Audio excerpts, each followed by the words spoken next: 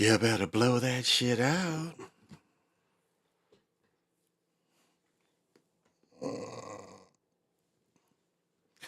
Better.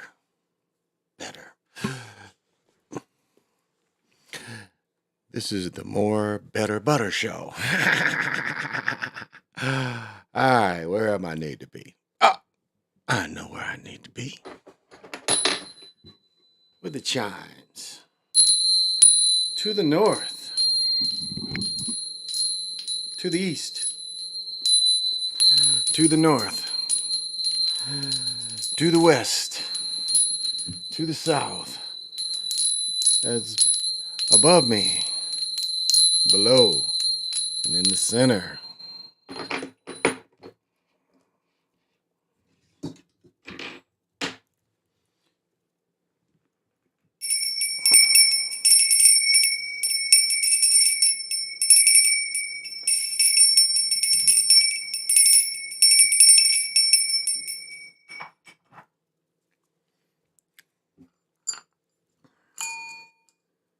Hmm.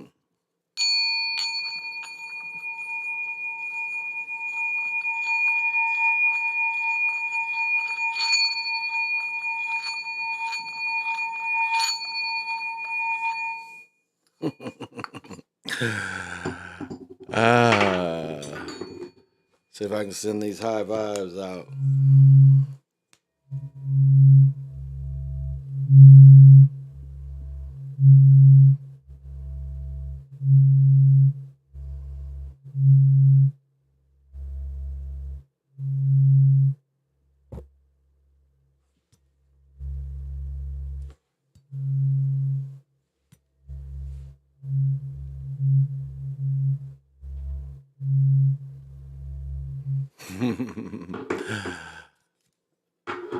All right.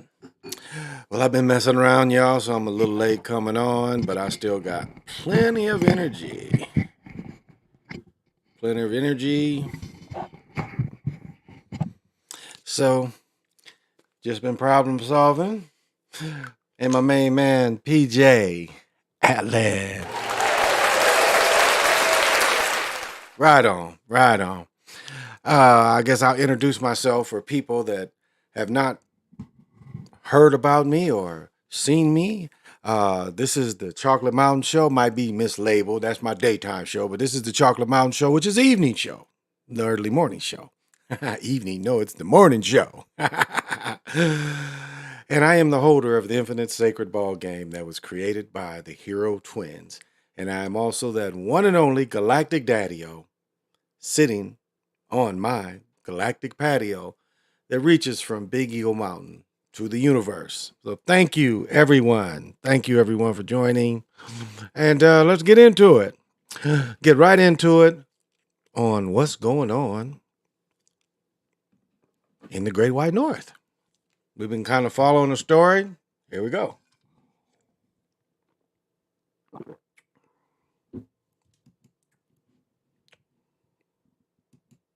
In Barron County, Wisconsin. Kirsten Mitchell is in Barron right now where a procession is just wrapping up. Kirsten? Hi, Frank, Amelia. It really is a somber day here in Barron County. You can feel it in the air, but also see it on the faces of law enforcement and community members who have all gathered to watch this procession move through the city of Barron, now ending at the funeral home, coming from the medical examiner's office in Ramsey this morning. And from above, we also have some video that just shows the scale of the procession. Law enforcement agencies really showed up from all across the region to honor these fallen officers. The Barron County Sheriff's Department released their names this afternoon. 23-year-old Hunter Scheel of the Village of Cameron Police Department and Chetek police officer Emily Breidenbach. We're told she joined the police department in 2019 and was the handler for their department's therapy dog, Canine Officer Grizz. Scheel, meanwhile, joined the Cameron Police Department last year after serving 6 years in the Army National Guard. Just a few hours ago, we did hear from people in law enforcement who knew these officers closely. Here's what they had to say about this tragedy. The deaths of Officer Hunter Scheel and Officer Emily Breidenbach has been tragic to say the least. In addition to changing the lives of their families. Let me say this. Look at these two gentlemen here. What kind of shape you think he's in? Look at him. What kind of shape these guys in? Families and friends forever. This event has touched me, my department, local law enforcement, and law enforcement around the world. It's tragic. It's terrible. We shouldn't have to be here and talk about this, but we have to time and time again across this country. We've had tragic events here in Barron County. Nothing like this. And my colleague Susan Elizabeth Littlefield has been out here in Barron County talking with people who knew these officers closely. And Susan Elizabeth, it sounds like they were loved by so many. Yeah, Kirsten, I know we can both tell. We're standing out here at this scene over one of my shoulders here. This will be the final resting place as the two officers' bodies will be taken to the funeral home. And then look across the street right there. You could see the fire department here in Barron just holding their hats across their chests. I went around town today to ask people about these officers, and it didn't take long to find people who knew them and people who loved them. Cameron, Wisconsin isn't supposed to look like this. City Hall shouldn't be closed. This police cruiser shouldn't look like a garden. Flags shouldn't be in this position, and the people here shouldn't be in this position either. So when you heard it was him, how did that hit your heart? I cried. We cried. We cried when we heard it was the police officers. And it was even worse. 2 police officers lost their lives. Cindy knew one of them well. When she called for help, Cameron police officer Hunter Shield answered. He's done a lot for the community. He's done a lot for my daughter. He's come to my house and took her to school for me because she has a lot of health issues. He was just an amazing guy. Amazing gentleman. Hunter was a standout just a year into his law enforcement career. He was answering another call when he was killed with nearby police officer Emily Breidenbach. She worked about 10 miles away in Chautauqua. I knew Emily from... All right, this makes it a little clearer. So he backed her up. Chautauqua. It seems nearly everyone did. Tributes are pouring in for the 32-year-old officer. I'm sad for the people that did this, but I'm not mad. But we have to have a world better than this. And a town that doesn't look like this. We still cried and we prayed. That's what we did. What are you praying for right now? For peace for the family. Yeah, we know so many people have those families and their thoughts and their prayers. You can see it around me now. I want to show you some video that kind of gives you a feel for the work these officers did. Take a look at this. Officer Breidenbach's friend gave us this video right here. This was taken at Liberty Fest. Now, again, what kind of shape is this young woman in? This is the woman that probably got killed first. Look at her shape. And what do you think? Now, she's only been since 19, so what, 4 years? 3 years? Yeah, 4 years. An event here at the 4th of July. You can see her just living life, dancing hand in hand with one of the young community members that she served. Now, there is a memorial fund set up in her honor. If you want to help out with that, that's at Sterling Bank in Chautauqua. There will also be a community vigil on Wednesday. You know, people are so heavy-hearted here, but we know that Barron is a strong community. We're going to continue to cover this story as they try to heal. A difficult day out there, Susan Elizabeth. Thank you. This afternoon, we're also learning more about the... Let me make fun with Matt. Oh, no. Did we just see his wife wearing magenta? That was the first thing I noticed when I started watching this story earlier on the news. I watched, but oh no, why is she wearing magenta? Why is he wearing magenta? More about the suspect and what led up to this deadly shooting. Both of these officers pulled over 50-year-old Glenn Perry Saturday afternoon. Wisconsin state investigators say the traffic stop was for a warrant and also a welfare check after someone called in a report of Perry's disturbing behavior. We still don't know exactly what, though, led to the gunfire being exchanged. Both of the officers died at the scene. Perry was taken to the hospital where he later died. Investigators are still reviewing evidence, and they say they'll turn over. So what I'm guessing is they haven't shown the webcam or anything, but I'm guessing shots were fired. He pulls up, shots are probably still being fired, and probably his lack of experience, he was able to hit the guy, but the guy was able to hit him, is what I'm guessing. But it seemed like their findings to the Barron County District Attorney. Once you meet with a TurboTax expert. Yeah, so. Yeah. So that was one of the stories that we were concerned of in the Twin Cities. And I had one more story to start with concerning my beloved Timberwolves.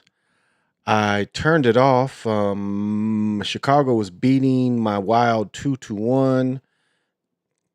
Turned it off, started watching some other shit. And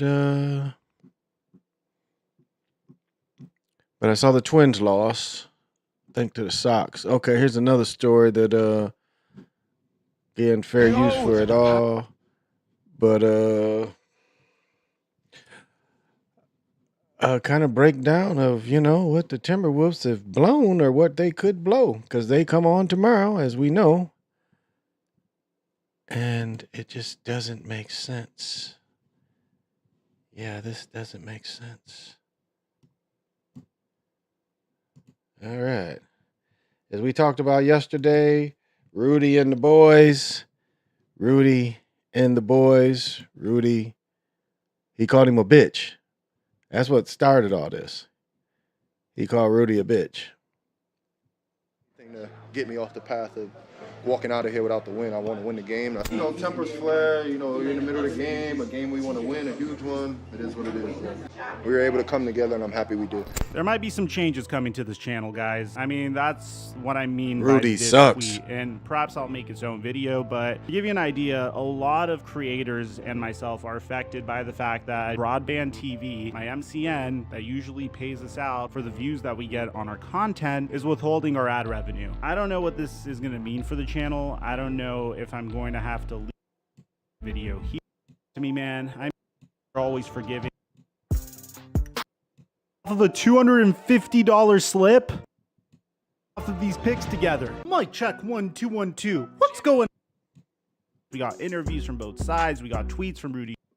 In addition to 4 first-round picks and a 2026 pick swap to get Rudy Gobert. If you look at Walker Kessler right now on the Utah Jazz, he looks like Rudy Gobert Jr., only he's not 30 years old and he's not getting a max contract. You don't have to be a genius to know that the Utah Jazz definitely won this trade. The Utah Jazz are giving us a masterclass in how to rebuild a team. What's even funnier is...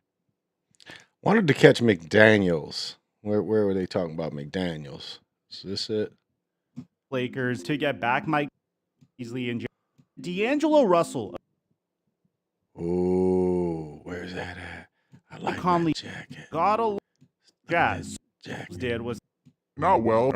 This horrible decision. Let's trade away a player with Rudy Gobert a ton. He's 33 years old. And Karl Anthony Towns. If you Yeah, they didn't like him. He's a little aggressive in the way this he is talks, not but the story I was personally. looking for. Sorry, guys. This was not the story. So McDaniels breaks his hand. McDaniels broke his hand swinging. He thought it was like the curtain. So he thought he was hitting so that's the story. And I thought that's what this was, but this must not be it. But so what McDaniels did is he thought he was swinging into a curtain. And he swung his hand fully into a wall and broke his hand. And I thought that was this story. But apparently it's not. So, yeah, I don't see that one.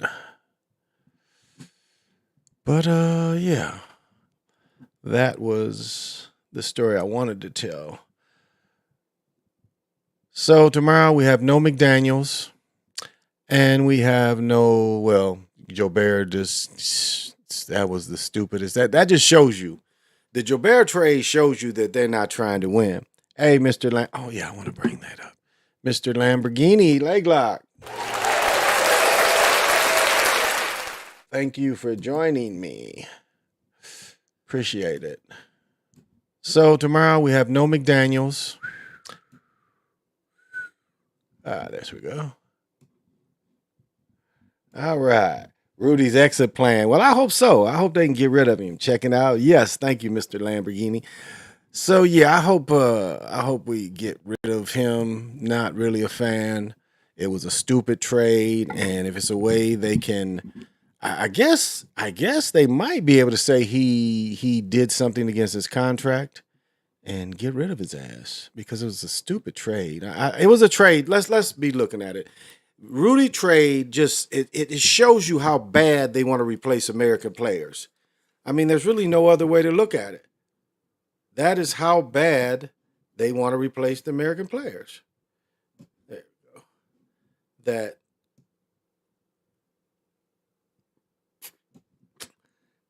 oh well, it's gonna be a little jack.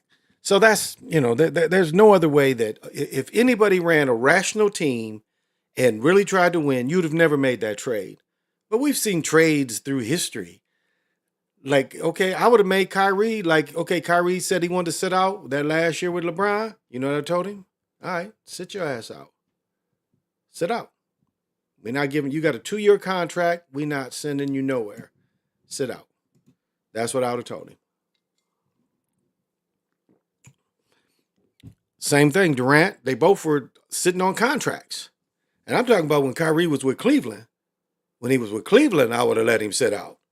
I'd have been, okay, you hurt? Go ahead, sit out.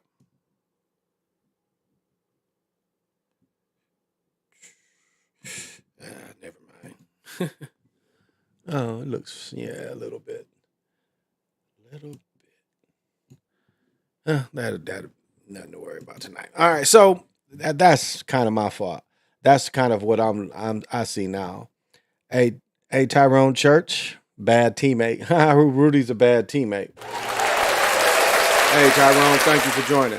I don't know if he's a bad teammate. I just know he's a bad basketball player. And let's not forget when he didn't make the All-Star game. And I said this a few years ago. Towns made the All-Star game. Rudy didn't. And Rudy was looking like a $5 million bonus. It was a nice chunk of change, and that's why he was crying. And then he makes All-Pro. He makes third team All-Pro, which knocked Cat out about 30, 40 million. Because Cat didn't make any of the All-Pro teams. Because Rudy cried and their agenda, Cat got knocked out of some big loot. He got knocked out of some big loot. So, how you feel about Odell signing with the Ravens? Unfortunately for him, like the most interesting journey of the Michael Jordan movie, one of the Sonny Vaccaro tells the story about what they do to you, and they really do. And you can and if individuals don't mature fast enough, this can even happen to you, where you can get to such great heights so quickly that there's nowhere else but to go down. Now, let's remember. I wonder if Odell was really hurt in the Super Bowl, or was he hurt before the Super Bowl and he was just able to run that one play? Because remember, he just ran and got the touchdown and he didn't play no more. But when they destroyed his ankle, and that's one video I lost in the preseason. I lost when they took down my other channel. I lost that clip because that clip proved he was hurt on purpose. And they've hurt Gale Sayers on purpose.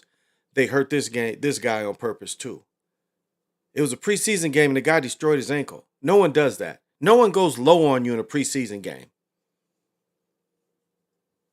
And so it was a hit. I mean, we saw the Geno Smith where the dude broke his jaw and then the guy gets cut. Well, you don't think the guy Geno Smith looked good. The Jets was going to have a good season. And the only way they could stop Geno, or unless it was a bullshit story, but I think I remember seeing him with the shit in his jaw where he had to get his jaw back wired. He's about to look good, the best of his life at that time, and they hurt him. I mean, who's going to the day before the game, a couple days before opening season? He could have went to anybody to get a guy the money. right? He could have went to anybody to get a guy the money. But the guy breaks his jaw. There's no other way around it. I just got to break your jaw. So, these are the things that we're caught with. The Ravens got a decent receiver before they drafted a QB. Okay. Well, we'll see. We'll see durability. That's durability seems to be his liability now. He can't. What do they say? The best ability is availability. And so if you can't be available consistently, we forget quickly. We forget quickly.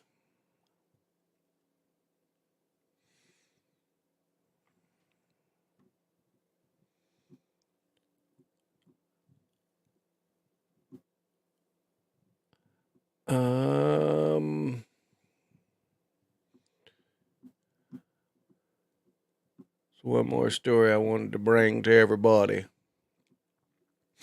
See if I can run across it. I saw Dane Calloway came back on tonight. He beefing them in Turtle Gang, and I didn't listen to much, so I don't know if he said anything about that nigga or not.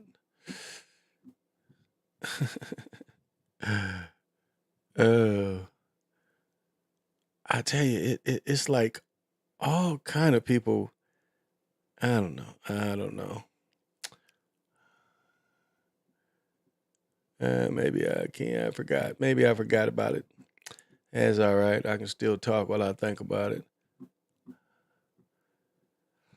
But a beautiful day. Oh, a very beautiful day. Gosh. A very beautiful day today. No doubt. Yeah, I was talking to my brother, and again, I downloaded. I have the book, and when I get the physical copies, we're gonna start applying this stuff.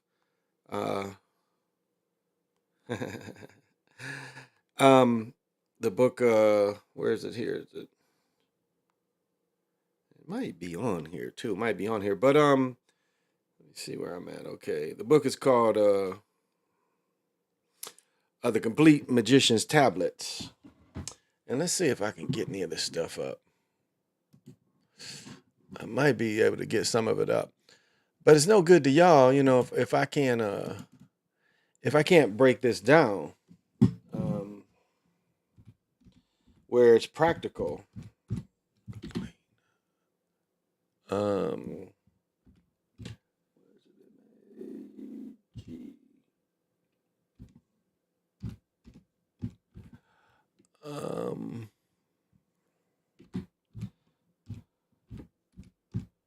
Let's see if I can find it to try to, well, no, didn't really give me. No, didn't give it to me.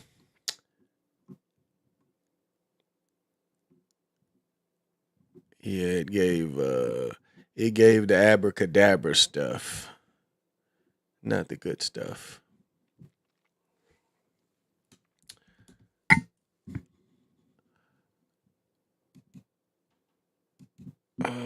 So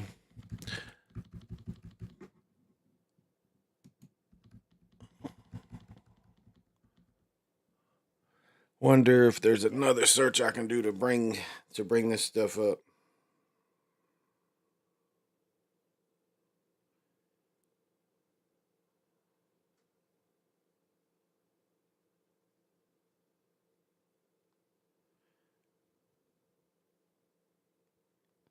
Let me see, there's another. Oh, let's see.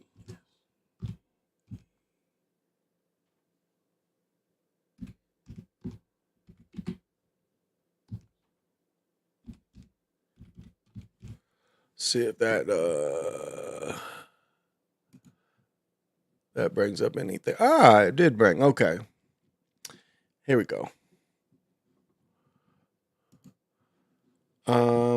Number of books that you can get into. This is one.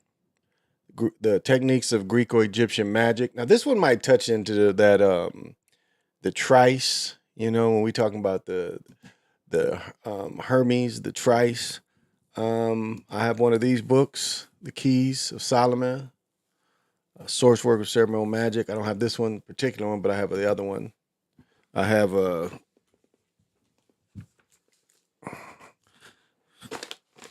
oops. I have the Jumansi in Theory and Practice, and then I also have oh, the other one's not right here. I must have put that one back up. But I do have a volume of Solomon's Keys.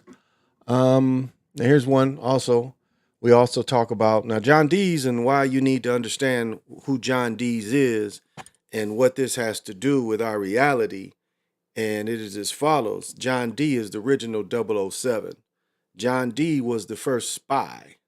He was the first spy. He was Queen Elizabeth's spy. And for some reason, John Dee was given Montezuma's obsidian mirrors. He was given the original crystal skull. He was given crystal balls. And he was given, he was given all these things, and they didn't know how to do with it. So he ended up finding a dude named Kelly, and so they came up with their own language.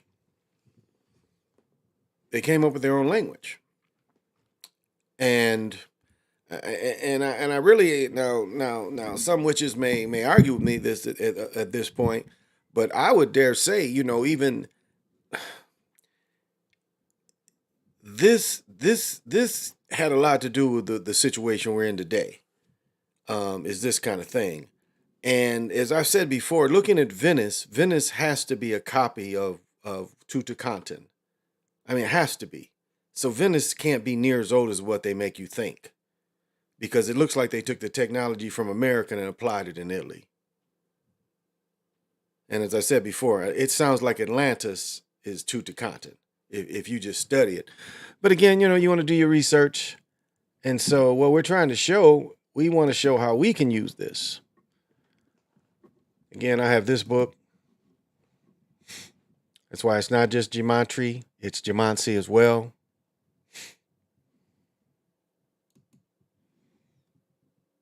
And this is the book. I can get it cheaper than this. But this is the book, The Magician's Tablets. Now, if they giving, let me see, are they giving any of the, sometime you can go into it and they give a little bit out. And what my brother has come up with, yeah, see, this is the Book of Thoth, Hermes Trismegistus, Book of Thoth, all that comes from around the same period. And so through this book, we're going to try to break this down. Now, I have it on PDF, so I'll be able to we'll be able to bring up the pages and have people how to kind of read it and break it down. But this seems to be, through this code, this was one of the starts of them changing reality somewhat. This is, if there was a how they did it, it was through this and the stolen technologies of out of America. It appears like this is one of the starts of it. So if we say, what started the illusionary world, and what started the illusionary world where the English did so well, this could be, a whole jump starting into that. So we're going to dive deeper into this. And, if it's not your thing, it's not your thing. And I'm not, one way or another. That's on you. It's just, my thing is just to apply. Devin Mitchell said that. Devin Mitchell, yeah, the Ravens got to, let me see, they might be about to pay Lamar. We'll see. I don't see why they wouldn't pay him. Have you ever seen Rudy Gobert post up and score in a game? I could be crazy, but I've never seen. Yeah, a couple times they have. Either way, Ravens are screwed. I think they're pushing LeBron for the last run. I don't know, Tyrone. I don't really know. I look at that thing, and as much as I'm a Laker fan, I don't know. It would be, that's a hard one. That's a hard one. That's a hard one for them to turn around. Now, not to say they can't, And they, the Lakers surely, like you could see what they've done. You took a team that went all damn near to the semifinals last year of the Western Conference. They went to the semifinals. They got beat by Memphis. And you blow that team apart to bring in someone you didn't need? I mean, when was it when did the Timberwolves need shot blockers? You had Nas already, and you had Towns. What did you need Rudy for? Because they end up paying Nas too. What did they need Rudy for? He was a terrible fit. He was an agenda pick. That's why they got that new general manager. He went right with it because I think he's a foreigner. I think he's an African. I think the new general manager Africa. So that was agenda pick. Bring this foreigner over there. We're going to show you that we value these foreigners more than we value American players. That's what they're telling you. We value them more. No, they're not going to be on TV and get commercials and shit. But when it comes to this NBA bread, we're going to give them this NBA bread. So that's what you see. That's what you see.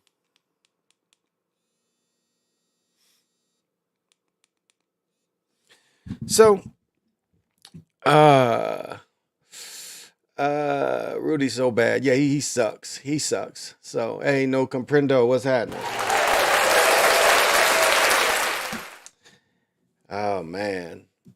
Yeah. So that's what I hope to put together. And for those of you that's positive and think you could use some of this kind of information to break down this reality, then that's what you if that's for you, it's for you. If it's not for you, I'm not forcing my thoughts and opinions on anybody because you can turn off at any time. Ooh.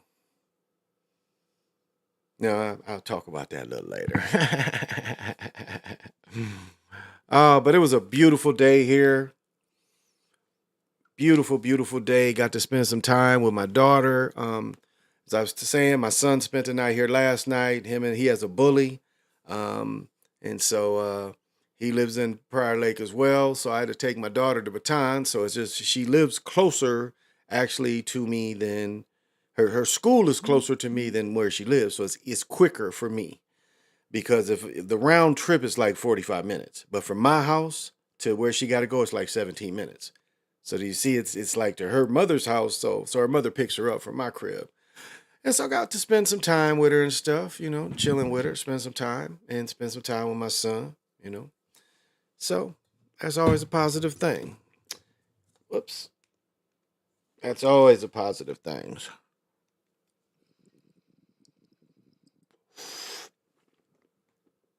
Forgot to highlight the Luca.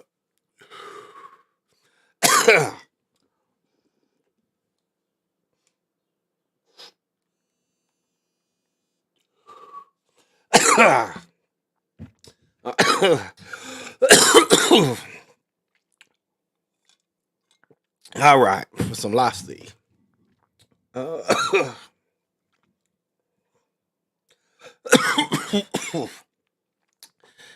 Yeah, they are. Here we go. So I think the Lakers are going to make a nice run. But we'll see. But I don't know. The story sounds nice, but if they're going to go through with it or not, I don't know. And it's funny, if you look at the NBA and how David Stern, again, the NBA has always been run by Jewish faith people. Always. Again, the first, and I've made a mistake of saying that they created the first leagues. They created the first organized leagues for other Europeans. Our people have also played the game too, because as it was taught, it was the branch of brothers that it was directly taught to too, that started practicing it. So once it took off, it took off with everyone. But the first league that created leagues for Europeans was the Jewish faith people. The first leagues up on the East Coast in New York was definitely done by them. If you look at the history of the BAA and the BLA, well, I might get my Globetrotter book, get the names right. NBL. Yeah, it's BAA and NBL. Again, Jewish faith. So from the very beginning, this has been their baby. And so that's why you've had you had the last two commissioners. Now the commissioner before that, Kennedy, I can't say, because there are some Kennedys that are Irish, but there are some Kennedys that are Jewish faith. So I can't remember if that commissioner was Jewish faith or not. But it's always been their baby. And so remember a few years ago, Harding was in a commercial, like one of his first commercials. He was dressed fully like an Ashkenazi Jewish faith guy. Do y'all remember that? He had the hat, the outfit. Do y'all remember that with James Harding? So there's always salutes to them. There's always, we give our respect to them. So don't think that ever goes away, that's not some kind of respect always for them, because they have the control. Again, they're not the hard workers, but people that benefit off the hard work. And you can say Roger Goodell's the same way. Not a hard worker, but he benefits off the work. And that's what we see in the NBA. Now, you take it from the owner's perspective, or even putting the league together. For most of the part, they want, like even when they brought in Donald Sterling, and Sterling lost for 30 years, they didn't care. They didn't care. When he was losing on purpose, getting all these draft picks, he was getting them high school boys. I think Miles went there. Darius Miles, I think he went there. Danny Manning, I think, went there. It was like the careers to go nowhere went there for a long time. And they let Sterling pay in. I mean, look at this Laker time and look at what Dr. Buss was. They let him in. I've got this book about the early NFL and the gambling problem, and the early owners and all these gamblers that started the NFL. And did you ever think when gamblers start this league that the league was ever going to be real? I mean, does that make any sense? Was the league ever going to be real if gamblers started this? So, and that's what we see now. So how it's manipulated is how we have to figure it out. Because like, even when they let the Sun, check this out. When San Antonio won the title, those were some of the lowest viewed games. Look that up. Their first title when they won, I think the first time they won was the shortened season. Wasn't it? Wasn't it the shortened season the first time? One of the San Antonio titles was the shortened season. But look at the numbers when the views that they got when San Antonio. And it made no sense. It really made no business sense to let them win, other than agenda of the foreign players. And not Tim Duncan, them other ones. And we saw on national TV where Charles Barkley just flip-flopped, because Charles was the first to say they bringing him over here to get white butts in the seat. He said it. Charles said this many years ago. And maybe I can find that somewhere, but Charles said it. And the next year he was like, my favorite European player is Ginobili, who was trash. Trash at his size.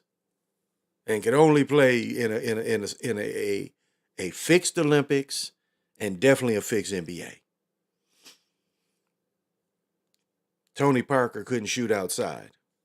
You'd lay off him. So he couldn't go by you. You lay off him. Yeah, he had a quickness and a speed. I like Tony Parker better than Ginobili. I thought he was better. But again, a point guard that can't shoot. Layups. That was Tony Parker. Layups.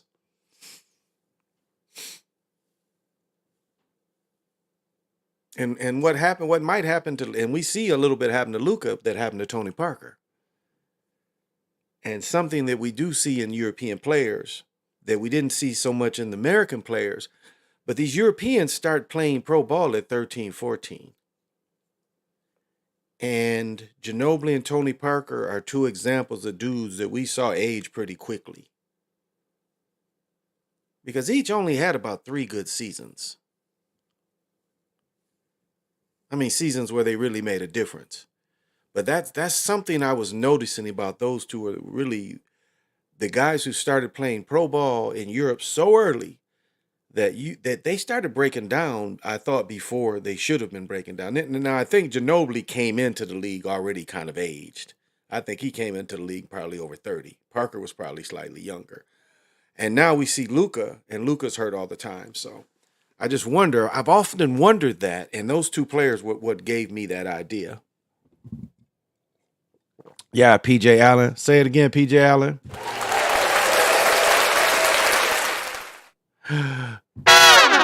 Lowest ratings of all time. Because nobody believed that David Robinson would shine and take San Antonio, who lost the Alamo, to the promised land. So they brought in Ginobili and Tony Parker thinking they was the man. I didn't know how Richard Pryor had a TV show. It was called Pryor's Place. Yes. Pryor's Place came on. I can almost sing. Ray Parker Jr. sang the song. Whoa, let's go over to Pryor's Place. And yeah, he kind of did somewhat like what Bill Cosby was doing. He was giving out kind of situations in what he could have done in his other TV show. And again, his mind, he was coked out on his other TV show. And this show was much later. But I would say he had, I bet, look that up for me. Because this is Lorenzo. What's happening, Lorenzo? Hey, Lorenzo, look up how many years Pryor Place, because Pryor Place came on when I was in high school. It came on when I was in high school, and I watched it. I watched it my thing was watch Pryor Place, Bill Cosby, the Cosby Kids might have still been on, and then Soul Train and American Bandstand, because Soul Train came on at noon Michigan time. So I never missed a Soul Train, and American Bandstand came on right after. And I don't think one was NBC, American Bandstand came on ABC. And it seemed like American Bandstand came on at 1. So Soul Train, American Bandstand. But yeah, it was on a couple seasons, and it was actually got pretty good acclaims because he would do a lot of kind of what Bill Cosby did in cartoon. He kind of did, not with the puppets and shit, but kind of bringing actors in and talking over situations. That was positive. It was a positive show. Now, was he still on coke and shit? Probably so, but he was more under control than he was his original show. The first was in 99. The first title in 99 over my Knicks. David Robinson and Duncan was called the Twin Towers that won their first championship in New York. There you go. There you go. There you go. But one of those seasons they won, it was actually shortened season. Now I'll say this: one of them, when they beat Shaq and them, and like when you can kill somebody, you just kill them. And it was some of them seasons where he killed Garnett. I mean, I watched a couple of them playoff games here, and he just killed Garnett. I mean, wouldn't say shit. Garnett's doing all this woofing, and he just killed, like annihilated him. Like just same move, same spot, just annihilated him. Blocking his shit, getting rebounds, kicking it out. And then what he put on Shaq. Now, some of those people was trying to say how Shaq was so dominant, but some of Tim's Duncan run, Tim Duncan put it on him. He couldn't guard him. And Tim Duncan could guard Shaq. He could guard Shaq enough to give them a difference and beat them. But his scoring on Shaq, like you could see, it was the one time where Shaq was nervous that he couldn't guard a dude. And he couldn't. That one season, he could not do anything with Tim Duncan. I mean, just nothing. And I mean, we knowing it's fixed, but it's like, hey, he's shooting that jump in his ass every play. And there's nothing Shaq can do because Shaq can't come close to Tim. Because Tim could, he got easy separation from Shaq. Shaq was too slow, and Tim could go on the ground a little bit. But Tim wanted one to stay. He just that separation, put that bank in your ass. Catch it. If I don't want to shoot it here, throw it back out. Reset, take him down, reset again. I mean, that was Duncan. That's how he did it. He was like, catch it. Okay, if I can't shoot that bank here, I'm going to reset it out. Move here. Shaq got to come here. Move here. Oh, I got Shaq. Shaq didn't catch me right here. Catch it mid-elbow. Nice. Off the glass. That's how he was. It was like he was that patient where they made Shaq guard him. Now, what did you think Shaq did on the other end when he got to guard so much? He's not as effective. He's not as effective. So yeah, it was some of them years where Tim Duncan was amazing. He was really amazing. And he put it on Shaq. He put it on him. He put it on him. But he used to embarrass Garnett. Oh, they was talking about all the fights between teammates. Do y'all remember when Wally Zerbick, Garnett beat up Wally Zerbick when he was here? And now Wally Zerbick is on the NBA channel, but Garnett beat him up. They got in a fight. And they said one other fight, famous fight. I missed it. The news talked about another famous fight before this one. I forgot. But it was another famous fight where they said that the fights weren't filmed. Like when Sprewell, can you imagine if Sprewell's film of him choking, I can't think of that old college coach name, but when Sprewell was choking that dude, can you imagine if that was on film? What that would look like? That would be kind of cool. Be like choking the shit out. PJ Carmesio. Can you imagine that if that was been on film and it was social media, somebody could put that on? That would be some trip shit. Guys, I don't care about a lot of the world. I try to point out things that you see how the world is on some BS. And I guess that's what I try. Because I have a lot to goddamn say just by myself. But there are things that people can look at and say, okay, how should we feel about this? And that's what a lot of stories and stuff is emotionalism. Like straight up emotionalism.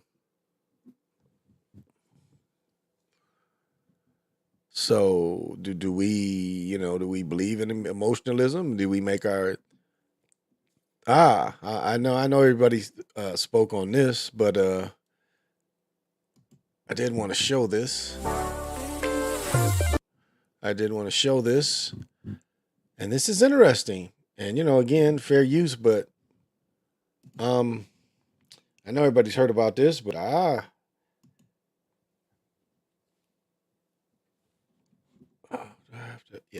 and in the coming days, weeks, and months ahead that we know will be challenging. To provide you with whatever you need to deal with the trauma of this moment. The same applies to our police officers and first responders. Our city is here for everyone impacted. So what the story is, saving lives in our. This is the story about the guy.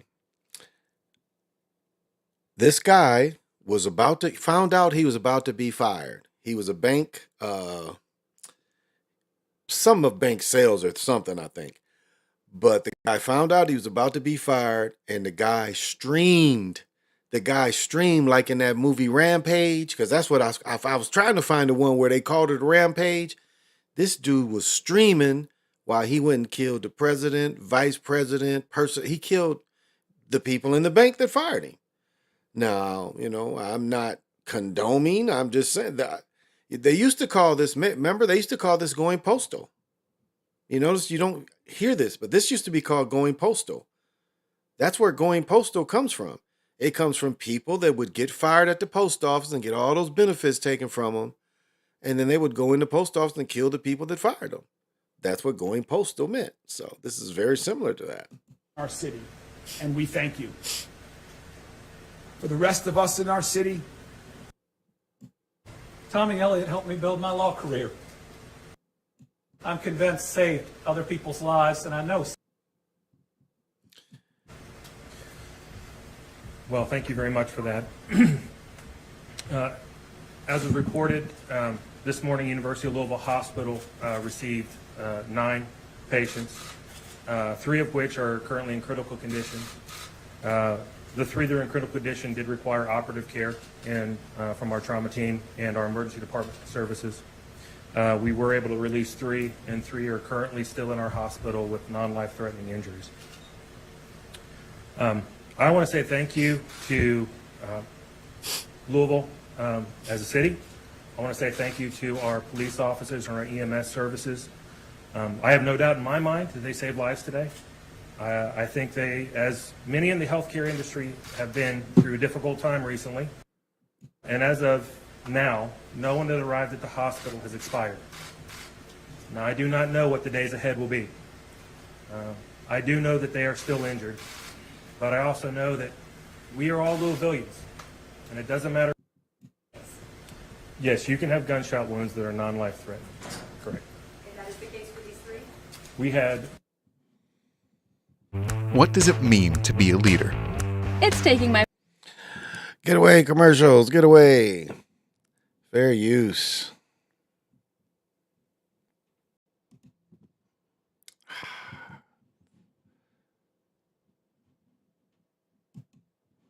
There we go. Of shots fired at Old National Bank. Officers were on scene within 3 minutes. The suspect shot at officers. We then returned fire and stopped that threat. The suspect is deceased. This is the only time that I will mention the suspect name in this case. The suspect. It's just funny, you know, like what happens with sisters and they start putting these weaves, they start losing their hairline because all the hair that used to be in here, the glue eats it up. So you start getting more in that hairline right there. Just saying. Has been identified as Connor Sturgeon, white male, 23 years of age, who was employed at Old National Bank. His weapon of Going postal. choice was a rifle. We have 5 Agenda. total deceased, which includes him. But I want to acknowledge with heartfelt condolences, prayers to the family of those who lost their life today. Tommy Elliott, 63 years of age. Jim Tutt, 64 These are all bank executives. years of age. Josh Barrett, 40 years of age. And Juliana Farmer, 57. We have a total of 9 victims who were treated and are being treated at University of Louisville Hospital. 3, which are in critical condition, including our officer. 3 who are listed in non-critical condition, and 3 who have been treated and released. The 2 officers who were struck in exchange of gunfire, one of the officers, he was grazed to the left side, and the other officer suffered minor injuries to the elbow. I just want to let everyone know that the officer who is in critical condition today, Officer Nicholas Wilt, 26 years of age, just graduated from the police academy on March 31st. I just swore him in, and his family was there to witness his journey to become a police officer. He was struck in the head, engaged in this incident. Nick has come out of brain surgery and is in critical but stable condition as we speak. I've been down there with the family and given my love and support. Been with That was a good personal touch that she said that, you know, I swore him in. That's a good personal touch. all the families today to show our love and support for them. And if anything else that they need from LMPD, we will provide that. The next few days are important and very critical for Nicholas's recovery. This will be a long, complex investigation involving local, state, and our federal partners. I'll be remiss if I did not acknowledge our federal partners who have just been outstanding, our local partners, ATF, 574, LMPD, and assist us. This should not continue to happen.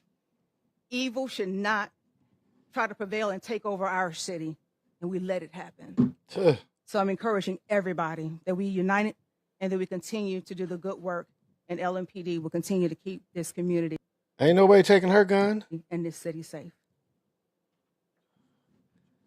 So, if Thank you anybody, very much, Chief. so I think,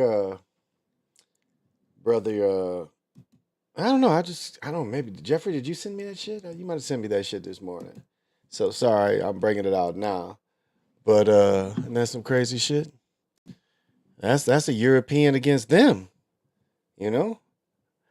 It came out in '84, but it was children's show. Oh, it only lasted to 1 year. Okay, I watched the episode. He probably was still on the coke, but he managed it more and was more serious about the show. So it was on in '84. So I was grown. So I was out. Okay, but I watched it. I would get up and watch it. I was still living in North Carolina then. And it was on the weekends. Yeah, it was a nice show. Okay, that only 1 year. Yeah, it was a really nice show, though. I really liked it. And yeah, he was probably still high, but he had to figure it out. Yeah, because I think the movie, he was, I don't know if he had the multiple sclerosis by then in '84. Probably was starting to, but like, it would be hard for his movie because the person would have to do so much smoking and so much, he lived a hard life. He lived a hard life. We got Draymond Green decking Jordan Poole in practice. Indeed. Jerry Curls did it too. 63 and 64. There you go. There you go. 26 and March 31st. Yeah, the Richard Pryor show. Yeah, we was talking about the Richard Pryor show. Yeah. He says 84. Okay, it was only the one season. Yeah, it was a good show, though. It was a really good show. And I was watching as a man then. Yeah, because 84, I think we was living over, we was living over by campus. We lived in one of them little shotgun houses. Yeah, I know the houses where you come in, it's the front room. It was like a 1-bedroom shotgun house. So it was like I guess a duplex. And both of them had 1 bedroom. And you come in the front, and it's a living room. You go in the middle, is a bedroom with the bathroom, and you go in the back, is the kitchen in the back. It's I think old slave houses was set up like that. But though they called those shotgun houses. Because, I could also park in the back. And like I told my teammate, I had a teammate that had a car, and his car didn't have no reverse. So what he liked about coming to my house is he could go in my backyard and turn around and then go back, because it was a nice little loop. I had a pretty fair backyard off the highway. And yeah, and so Earl would always park his car because he had reverse, so he wanted to park it facing out. Those was the good old days. What good old days. 1 season, 13 episodes. Yep, Ray Parker Jr. did the score for, yep. Whoa, let's go over to Pryor's place. I think he sang it too. I think Ray Parker sang it too. Arms around you. Whoa, shut up. I enjoyed it. I really did enjoy it.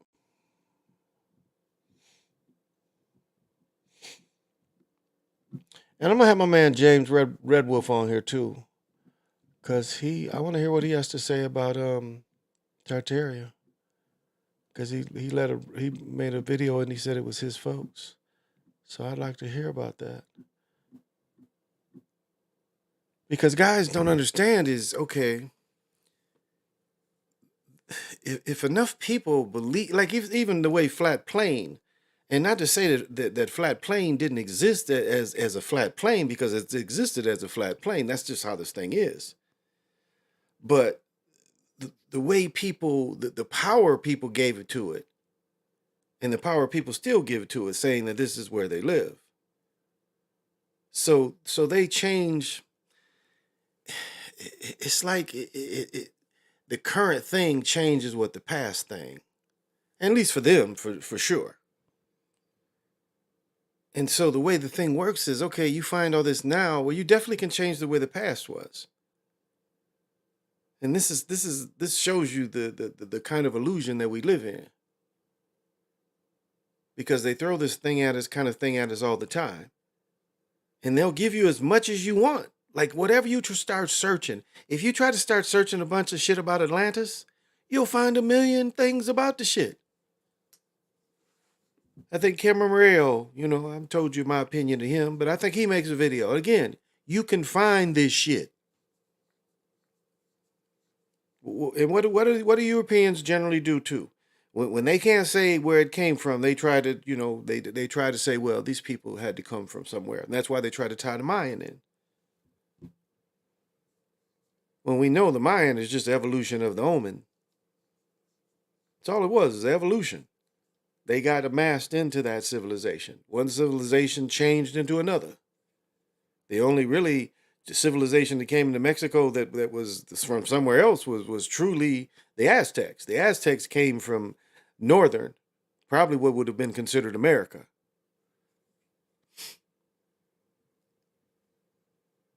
And so that's another reason why, the story goes is why so many people didn't like them. These were the mercenaries that became kings.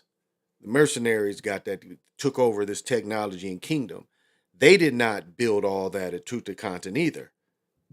They were able to take all of it over, but they did not build all that either. They inherited it by what do you call it? Soldier of fortune. And so that's why these other tribes took them over. And again, if you look into, I talk about eight wind deer and eight deer, jaguar claw, and 8 wind eagle. Now, those people, they were always there. And again, a lot of the practices of the Omen, the same gods, definitely, the calendars and all that. So this is another evolution of the Omen people. And this picture I have right there, that had to come from the telephone. I don't know where that came from.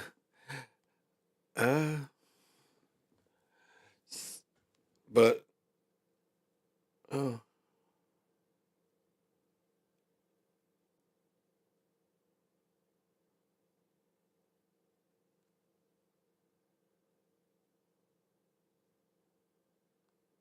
Very strange.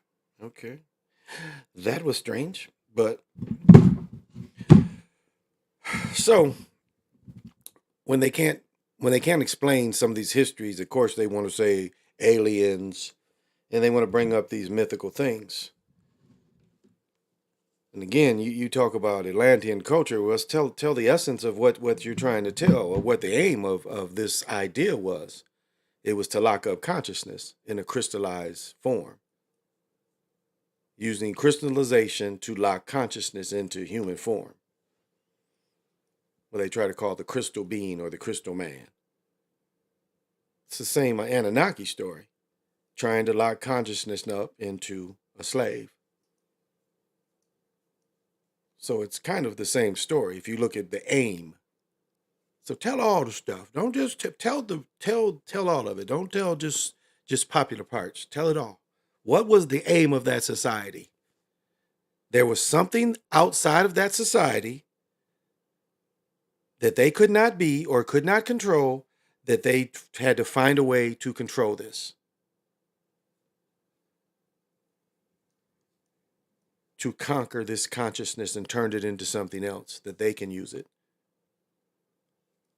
Or they can use us by taking us from pure consciousness and putting us into. So you got to tell all of it. Don't just tell the small part of it. Tell the uncomfortable part of it. And why we wouldn't want to have shit to do with that.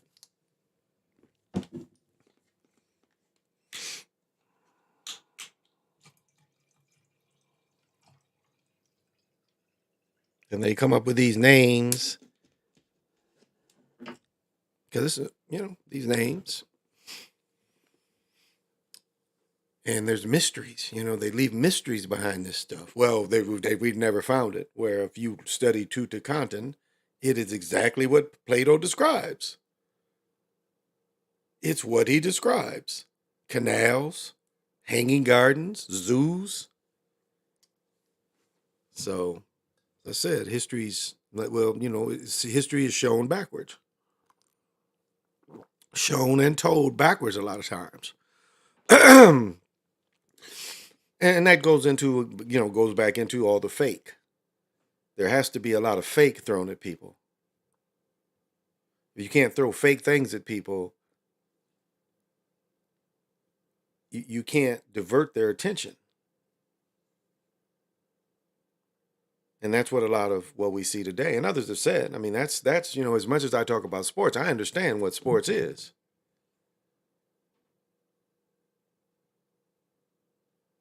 And you know what's funny is, and what making a lot of money does to you sometimes, it will take you away from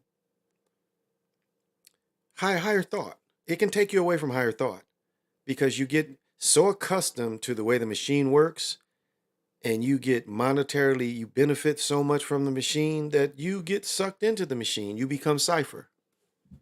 Even if you had any original thoughts, life gets so comfortable for you that you don't need to think about anything but what you're fed.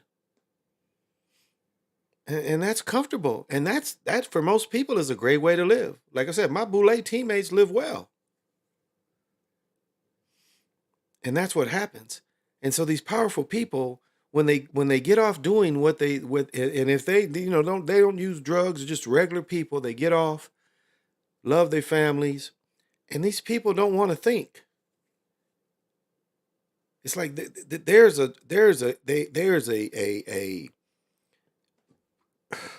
we have a force of working people that do good jobs and good work, but they are so in tune to the machine that the only way they can unwind is being entertained by the machine.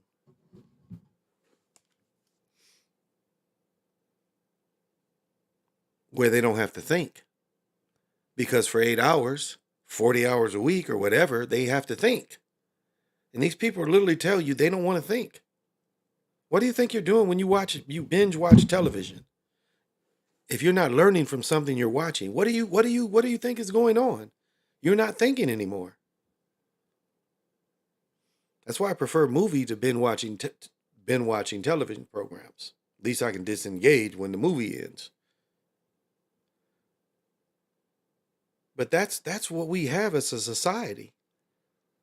The majority of society wants to tune out. And it ain't even like Timothy Leary said, tune out and tune in. People, tune out of the man and tune in to getting high.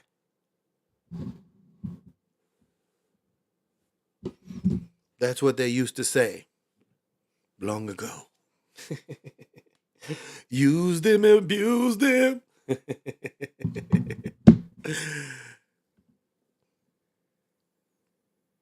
And so that's why you have to open up your mind to other possibilities and ideas and to see who you are.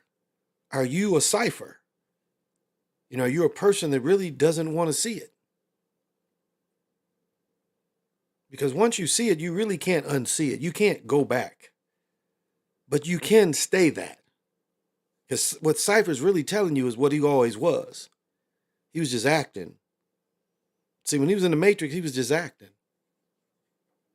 And again, they need spies and they needed to turn people.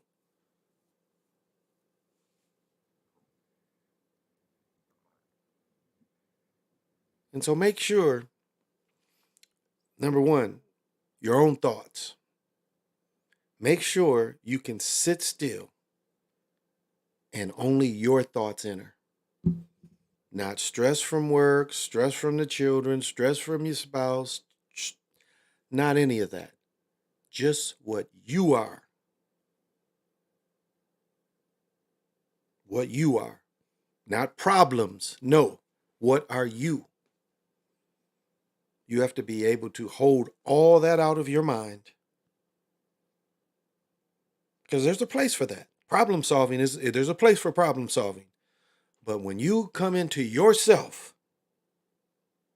and trying to make yourself better, you turn all that off. And nothing gets into that but what you think. And the moment things start coming in, recognize what is not your thought. because attachments come to you, and attachments will start swaying what you think. And I'm going to say this from a lot of you smart folks out there that are doing well. Understand that part.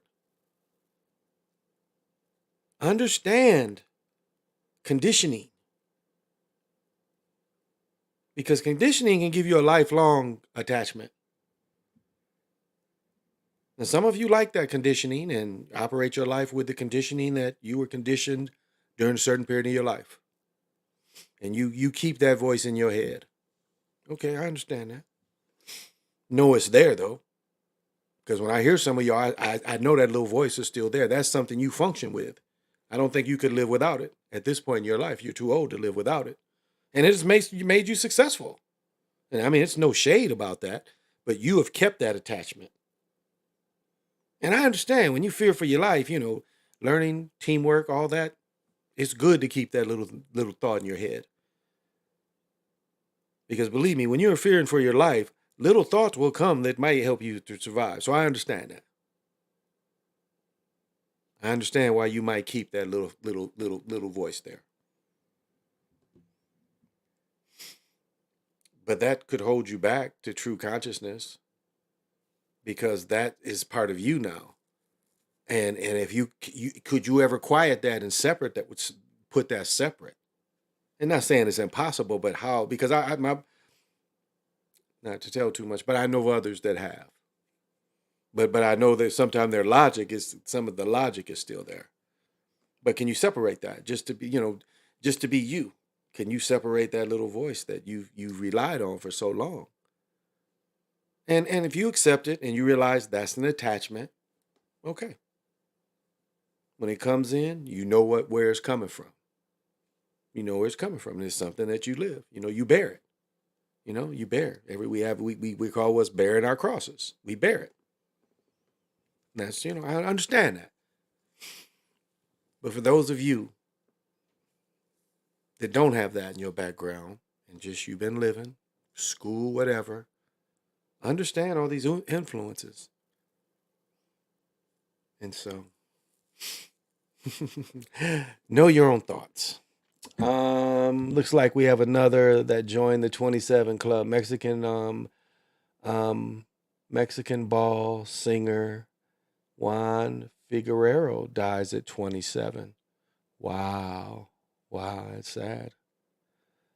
I was listening to what is the girl's name that they want to send me to rehab, and her story, because she sings a song I had never heard before, because my fiance digs her music, and she played one of her songs where the beginning of one part of the songs is "Ain't No Mountain High Enough," and she literally, Amy Winehouse, maybe that was her name, Amy Winehouse.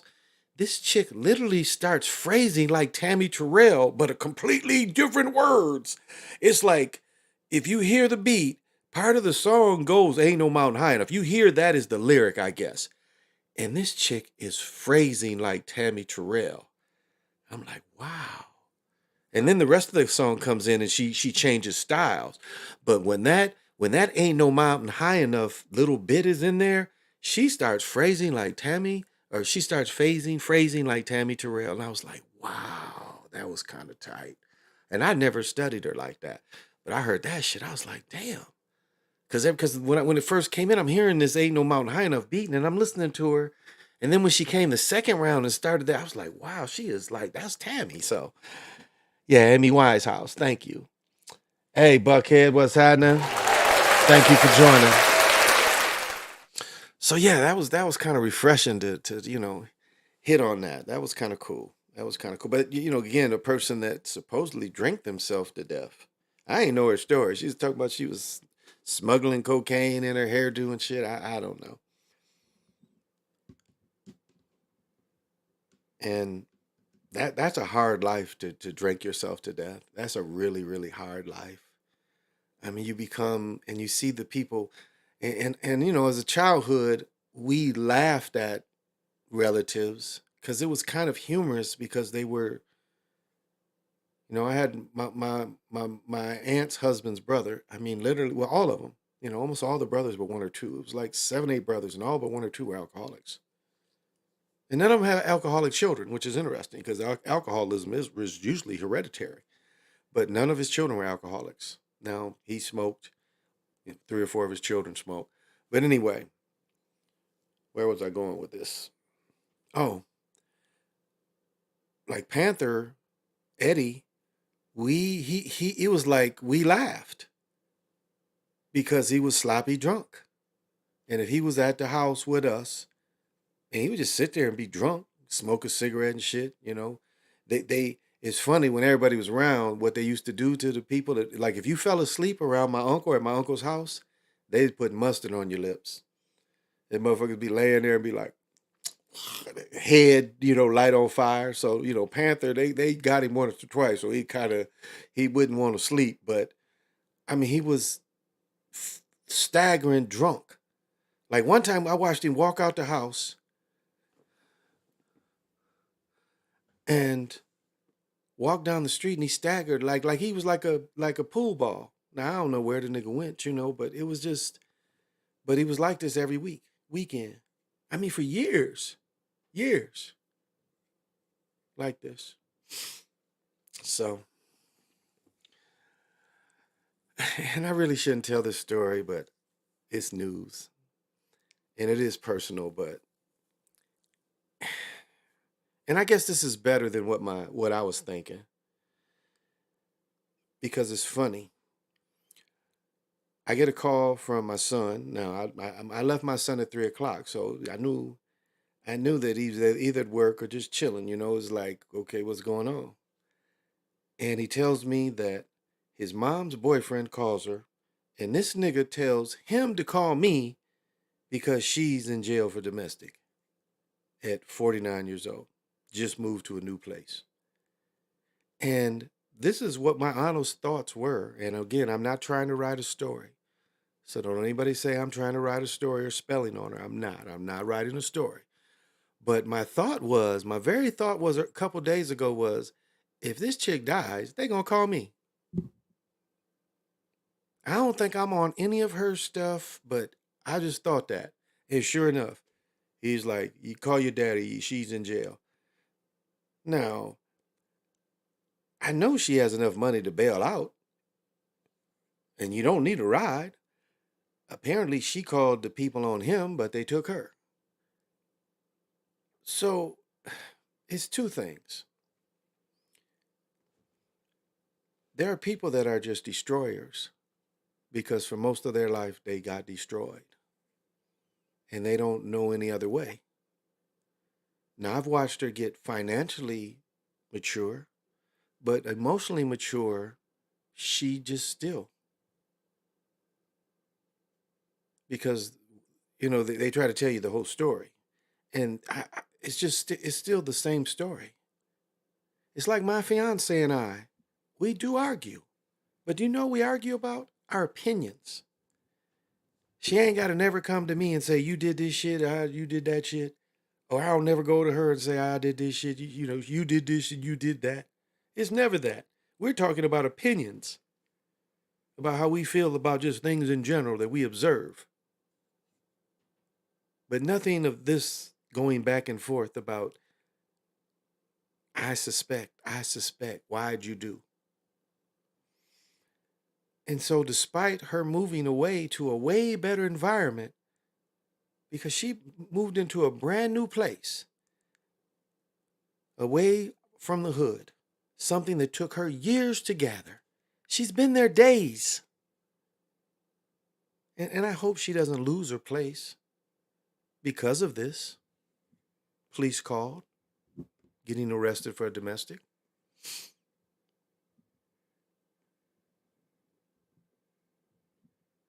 And she's, I put some shit on her because fucking with me. She gave me no choice. And she got convicted of the shit. Because that's the choice she made.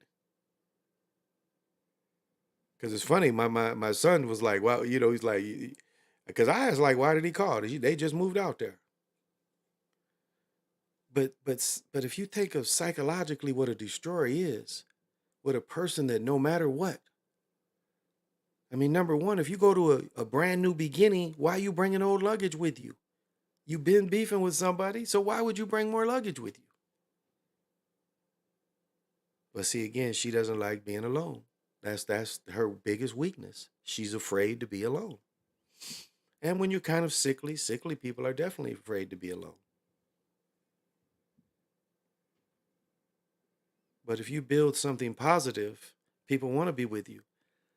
But if you're so insecure that it comes to where you got to call some people on you, then you're also the problem.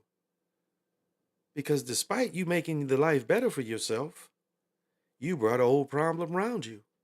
You brought energy that you already knew was bad. So it's almost like you're shooting yourself in your foot because of your weaknesses. And I just say that for anybody listening, that just to understand, it's like, I know it's comfortable having somebody, but at some point in your life, you got to say, I'm okay just with me. And if you make a great new stride for yourself to shed your old skin, why would you cripple yourself by putting it back on? And so that's why I laughed. I'm like, why are you calling me? Because I know she has enough money to get herself out. Now, I don't know if it's a cooling off period. I don't know. So she was talking about Skull and Bones and robbing the government. Listen to the lyrics in the chorus. Okay, she was talking about Skull and Bones and robbing the government. Okay, Lorenzo. I didn't know or if you remember the song by MIA called Paper Plans. If you listen to the lyrics of that song got blackballed from the industry. Okay, and she is MIA. Okay. She was talking about Skull and Bones and robbing the government. Listen to the lyrics in the chorus. Hey, Iron 5. Dang, Iron 5. Why it keeps happening? What is keep happening? How are these people not moderators? Or it could have been at the other channel. Thank you. Thank you for joining. I want to play this short. Matter of fact, let me see if I can. You know, I there's a couple of these I want to play. Let me see.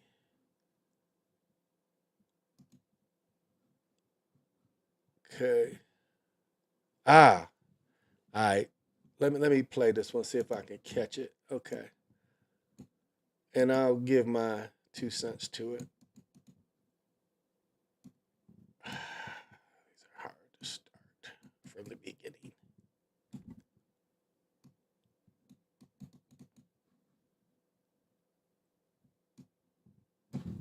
Maybe I'll come back out and bring it back in.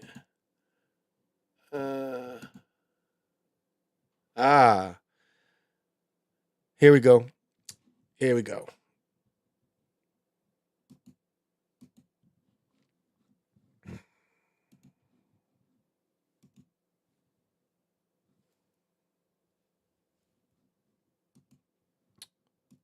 Shit. Yeah, okay. Sorry about that. I'm muted over here, so I gotta figure that out. I am muted. Oh, there it is. Okay. Yeah, I want this heard. Yeah. Let's see. I'm muted over here. Okay. Here we go.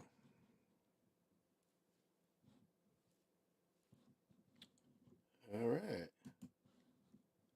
Louis Wetzel. In the late 1700s, he committed unspeakable atrocities against Native Americans in the Ohio Valley. He spent much of his life hunting and murdering Indians. It wasn't enough to stalk and kill. He even mutilated their dead bodies. In a 2-year period, he claimed over 100 scalps. Native Americans called him Death Wind. On one occasion, he killed 2 Indian chiefs during peace negotiations. This man had no honor. He showed no remorse, earning him titles such as terrorist, cultural embarrassment, and now serial killer. Fueled by his hatred for Native Americans, he never missed a chance to commit cold-blooded murder. For Louis Wetzel, killing Indians was not about revenge or protection. It was more about his bloodlust and racism.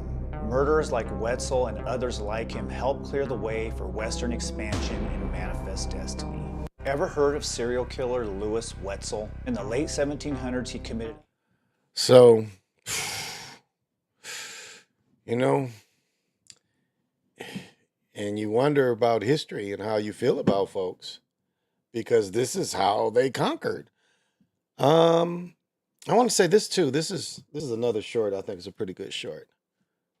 So, The Appaloosa is one of the most recognizable and beloved horse breeds in the world. But did you know they have a deep historical... Now, this is another lie they try to tell you. They try to tell you that horses wasn't here until Europeans brought them here. But then they'll tell you, well, you know, the tiny horses was here. It was tiny horses. We know this is a lie. Horses have been in this hemisphere as long as they've been horses. So just wanted to get that out there, but this is a pretty story. Connection to the Nez Perce tribe. The Nez Perce, better known as the Nimipu, were known for their exceptional horse breeding skills. They selectively bred and raised the Appaloosa, which became an integral part of their culture and way of life. The Nimipu bred this horse to be fast, agile, and strong, perfect for long journeys and warfare. Let's never forget that. Okay, I don't want to get a strike for that crazy ass music, but where was the other one? Here we go. Let's hear this. So I have some important news to share with you. After 500 years, the Vatican finally repudiates the doctrine of discovery. This doctrine basically justified the wholesale theft of the entire Western Hemisphere by European colonizers. The general idea is that Europeans had a right to the land because they discovered it, and Native Americans didn't have any right to the land because they were occupying the land. It's kind of a twisted, racist, international law, but this is a real thing, the doctrine of discoveries. Yeah, I talked about that last week. So this is a good brother. If you would like these, Dr. B teaches sociology. He talks about these murders, you know, a lot of these murders, a lot of massacres. And it just makes you feel a certain kind of way. Because these people say that they try to come and say, well, that wasn't us. But yet we see the benefit. We see the benefit over and over again. And I don't care what Soul says, but there was a benefit. You can definitely see that people benefited from all this violence. And for anybody to say, well, it's not my generation, you still are from a generation that benefited from this violence. And the violence has really never went away. Because these you know, these court systems, these police, the military, they're still benefited from all this violence. I mean, how could the military have got as wealthy as it has gotten without the violence that has occurred by these people in the name of, again, what he said, manifest destiny, Columbia. That's why I don't buy that Columbia shit. That's manifest destiny. So should there be a penalty from this theft? See, that's what everybody boils down to. You took all this theft and you gave them people's money. You still pay them people's, American taxpayers pay them people's money for what you say happened during World War II. When you caged up all them Japanese people. Okay? But when you massacred the way it was massacred, how is that repaid? How's that repaid? Because the land was given because of this and still bought and sold to this day. So to say that modern people don't benefit from this bloodlust, as he called it, I call it the blood libel too. Because this guy was allowed to do what he talked about doing. He was allowed to murder. Even I talked about the John Horn character in The Magnificent Seven. They said, you know, it's illegal to hunt scalps. I'll find one later that talks about the Western expansion and the murders there.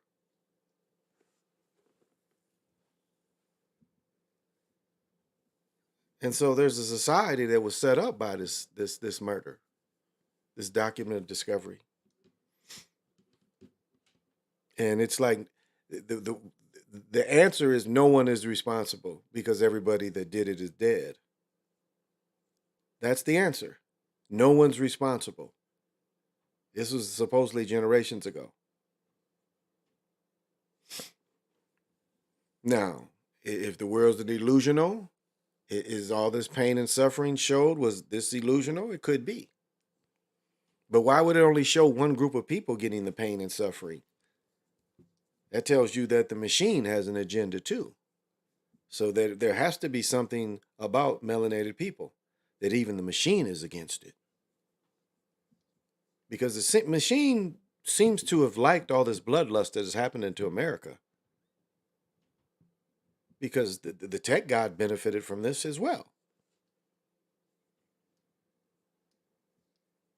What would the tech god, if he would have stayed in Europe and the technology in Europe and the Americans were able to fend off these people? What would the tech god been like without these natural resources and the wealth of the Americas? You know what's such a travesty is Cortez took away so much gold. They try to say storage wasn't old gold. No. And I hope I can find this again, the mounts. I got one of my books. It came about the mount. I never realized how much wealth in gold. Now, silver was the first thing that made the Spanish wealthy. That was the first thing that made them wealthy was silver. Or silvers became, they at one point, the Spanish were of the American, the silver that came out of America, they was like 90% came, the silver in the world at one point came out of America, 90% almost. So, and all this wealth they took and they still couldn't beat the French. So it's like, wait a minute, these people were so easily defeated by someone else. But yet you tell us that we couldn't have defeated them. 100 million, 10,000 people. I don't care what kind of technology they had. That makes no sense. That makes no sense. Then Pilgrims was the first to introduce chemical warfare. Yeah, kind of. It was actually before the Pilgrims. If you go into, they started doing this. This is, you can look this up, and it's out of the book, The Other Slavery. They found out through Columbus, they knew that these people, they'd make people sick. And so what Cortez did is Cortez picked up a person that had the pox in Cuba. And his name is known too. This book I have, The Other Slavery, mentions his name. And they started, taking him around, getting people sick. So they purposely, so that's where it started. Before the Pilgrims, it started with Cortez. And Columbus and his people used it too. They knew they'd go by the water sources, the food sources. They'd try to contaminate them. Again, the pox was a lot of just being around people in the air. So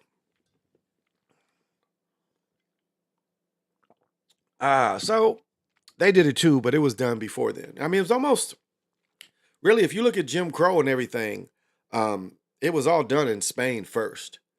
The first type of Jim Crow laws in the world were, well, not in the world, but in the Americas were definitely done in Mexico and South America.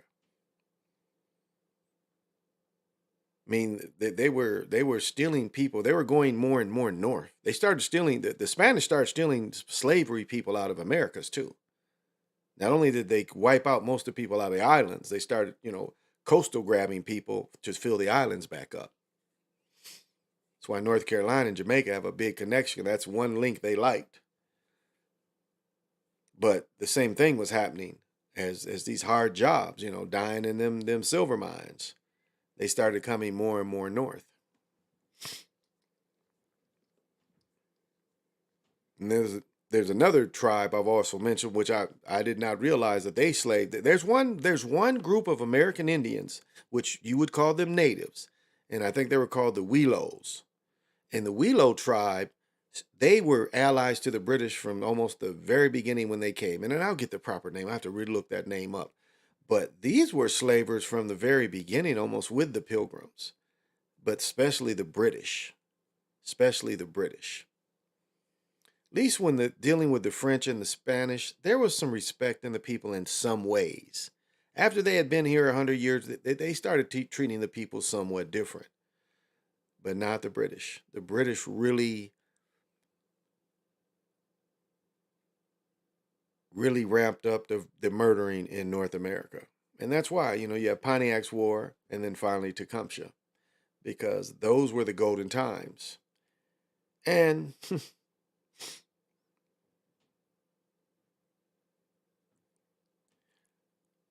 but as I've said many times, you can go back and fight these wars with these people and you can change your reality, but it's still, you have to fight. And this thing loves to fight, because that's where you have to go back, because you use emotionalism. He's like, okay, I'm going to put myself in this situation. I know the technology given, we can beat them with just me. I know enough that we can beat them. And the thing loves that kind of thing. It will let you go back and fight and then change the reality all day, because it loves that you had to go fight.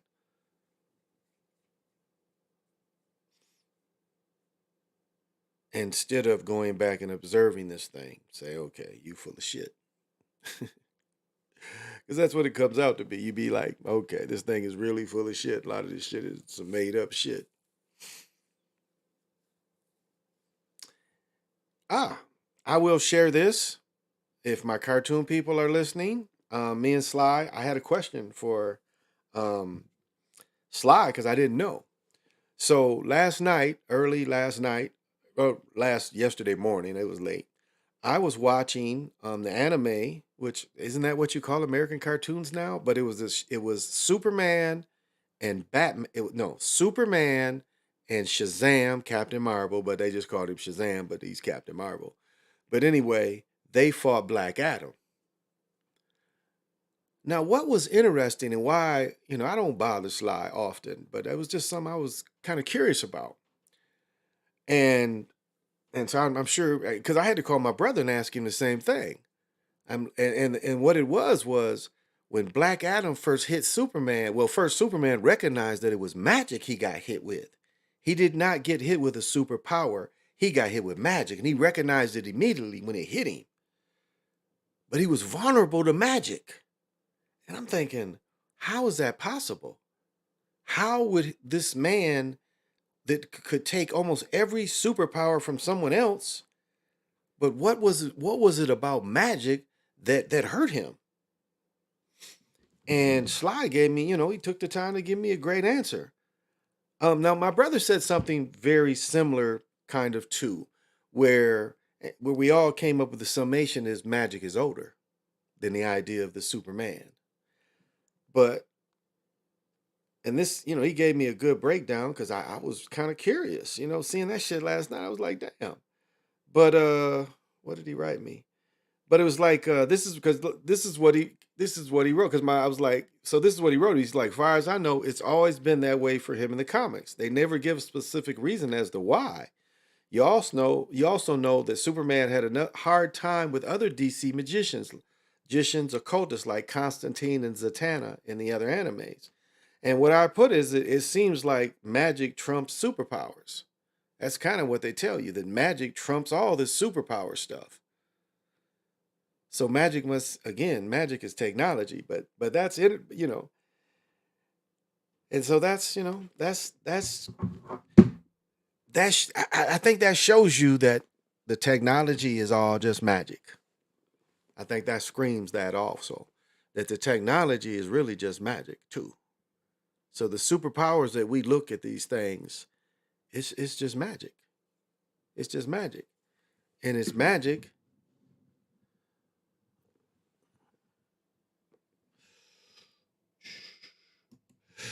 Whoops. It's magic that seems to come out of this stuff. And this is one of the keys that we're going to concentrate on this next year, is this key here. Is how they use magic to create this illusion and yet control it at the same time. and step into these timelines and change them, yet go to the future and change it as well. Being able to step into this, change the past. As I was saying, so we're going to start looking into some of these things for those who are interested.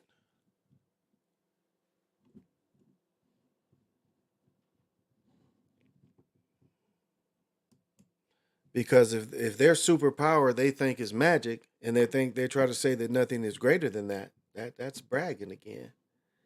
That is bragging again. And that's what they're doing again, is bragging. And they love to brag. So that's what we're going to try to do. And for those of you that want to take that journey, you're more than welcome to get the information. So yeah, I just gotta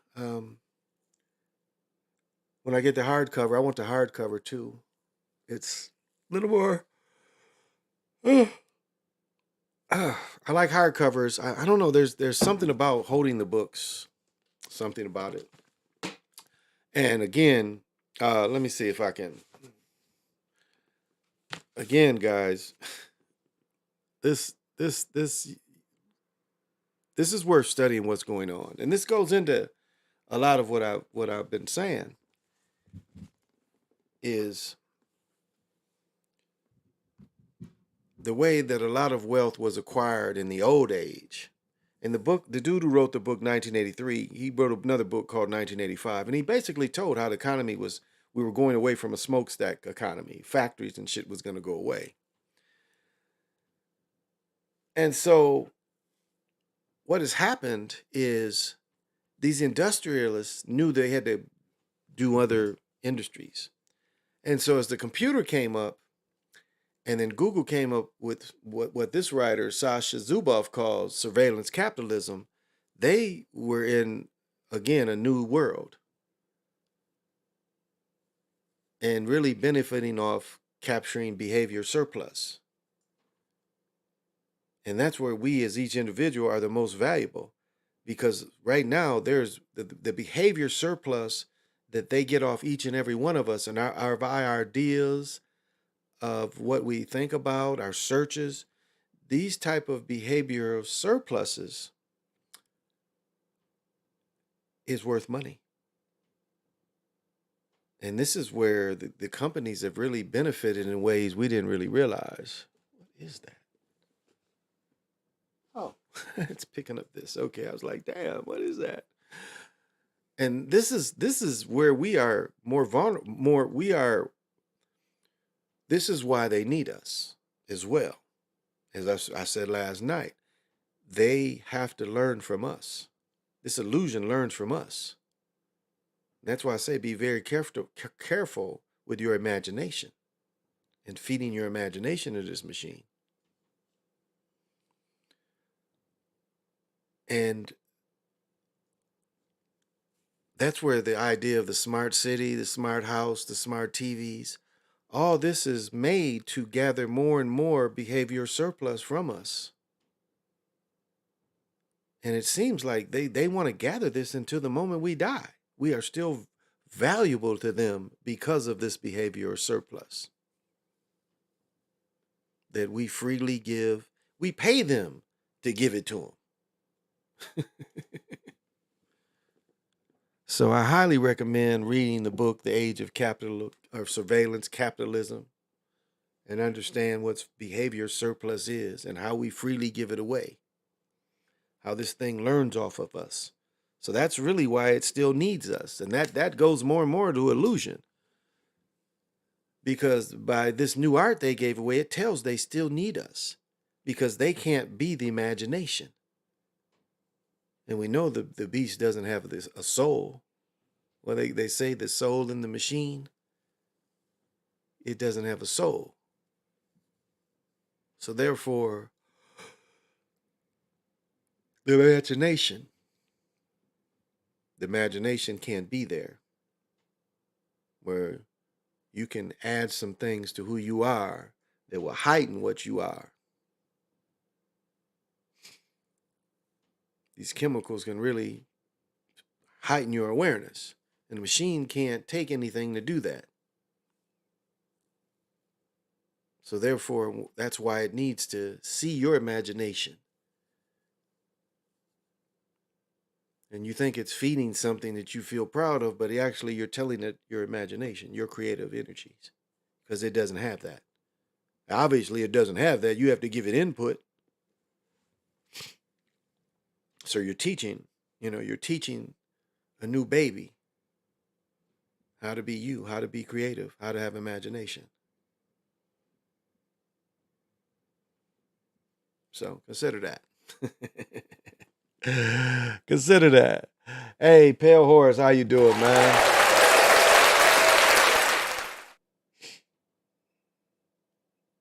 Yeah, Cortez. Yeah, Cortez definitely was the first to use it. Man, they picked up that guy from Cuba. He was already had it. Yeah, he already had it. He already had the pox. And then there was like they cut him up, and was, from what it says, they cut him up and was putting the dead body, near food sources and water sources, and trying to get people sick like that through the pox. Yeah.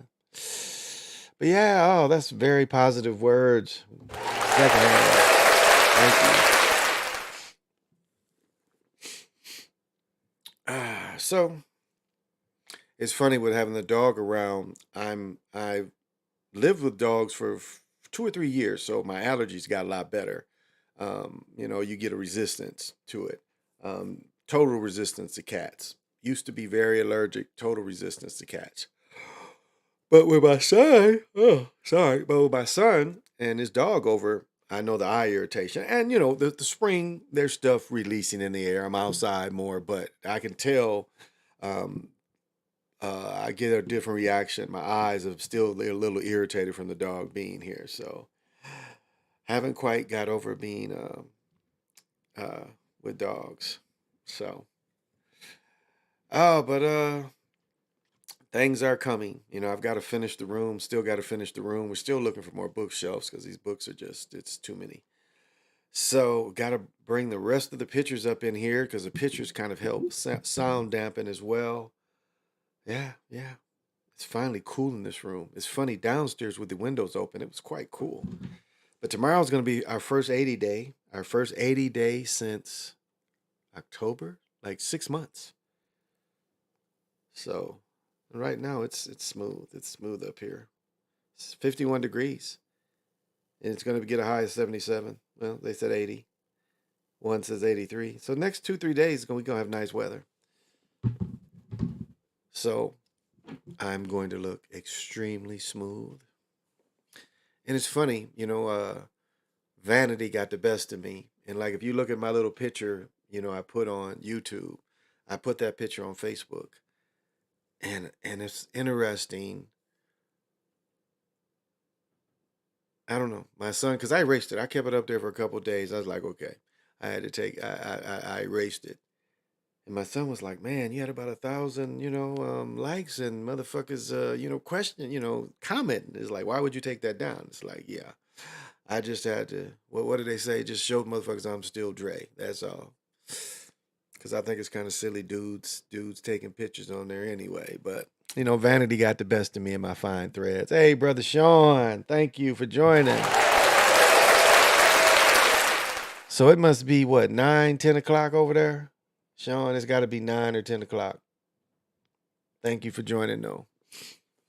What day? Yeah, because normally Friday, Saturday morning, I watch Australian rules football, like most Friday nights. They've been doing that for a long time with ESPN. They've been showing that for a long time. So I talk about, I used to watch Vin Diesel when he played. They used to show Vin Diesel's games when Vin Diesel played Australian rules football. They used to show his games. It's been on a long time. Get that smooth glow, brother. That's what his endangered have. Yeah. Oh yeah. Like, it's funny.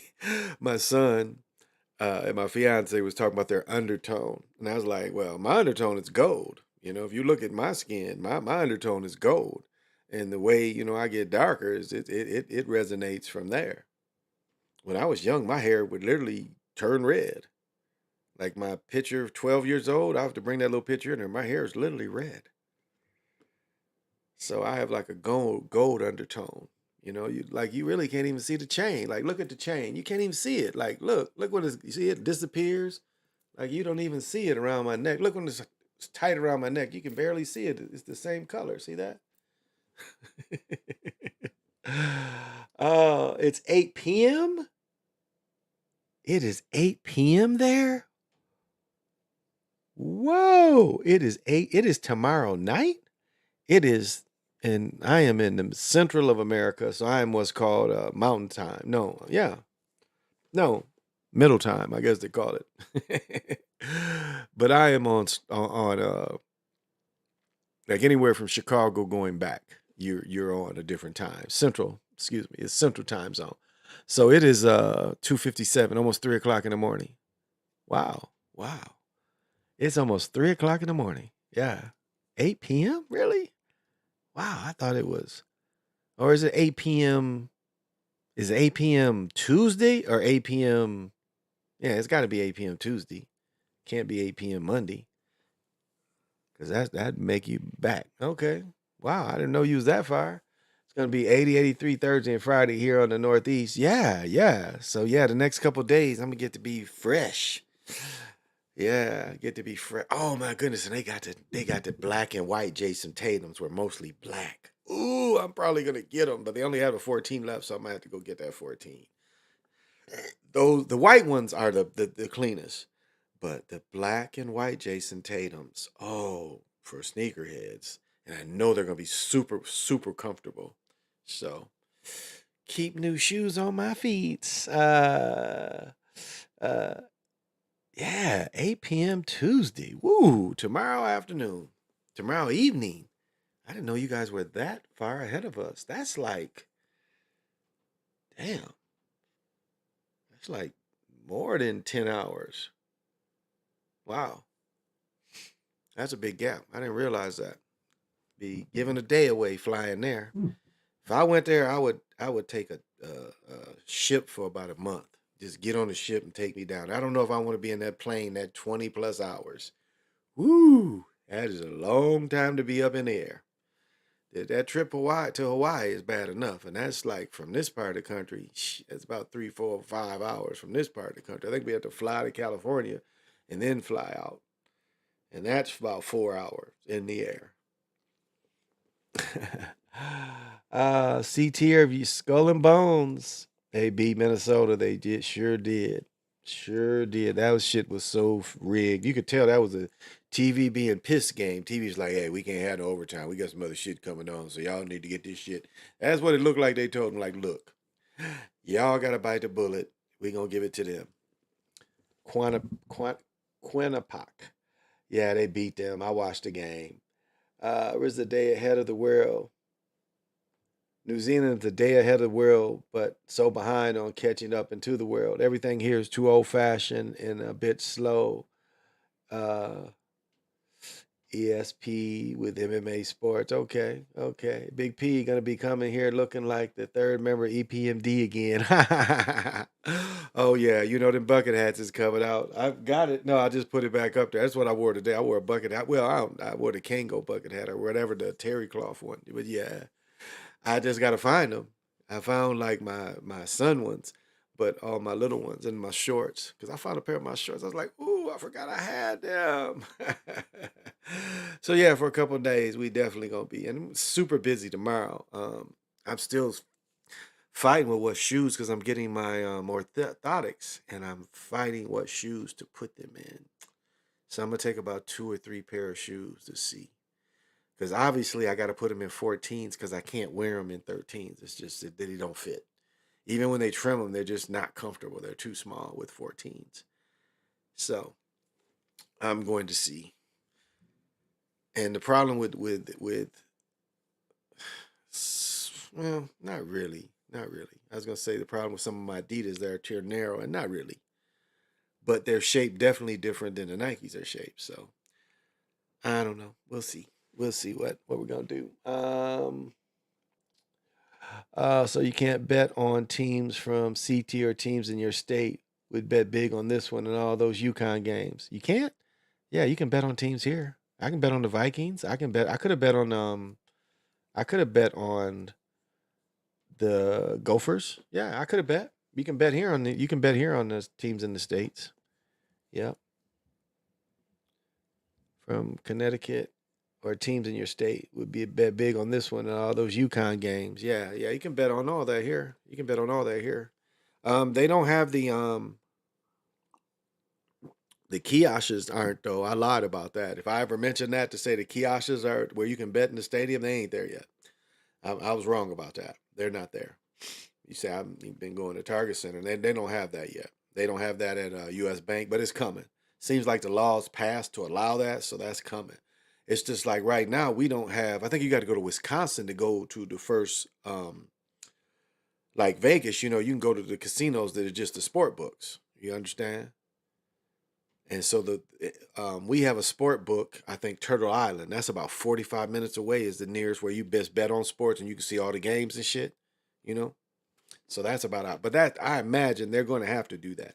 And I might do that one weekend. Just go up there and, you know, take some loot and have some games and just sit up there and because, you know, they show all the games. That's the cool thing. And you can eat and shit. You know, you can have a chair and eat and all the games is going on. All the odds is going on. The in-game betting.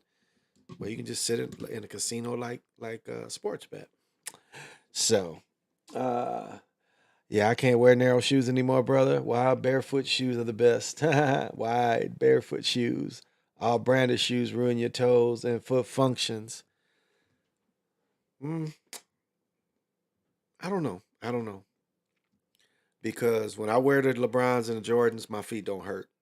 I can't wear the Dom 3s.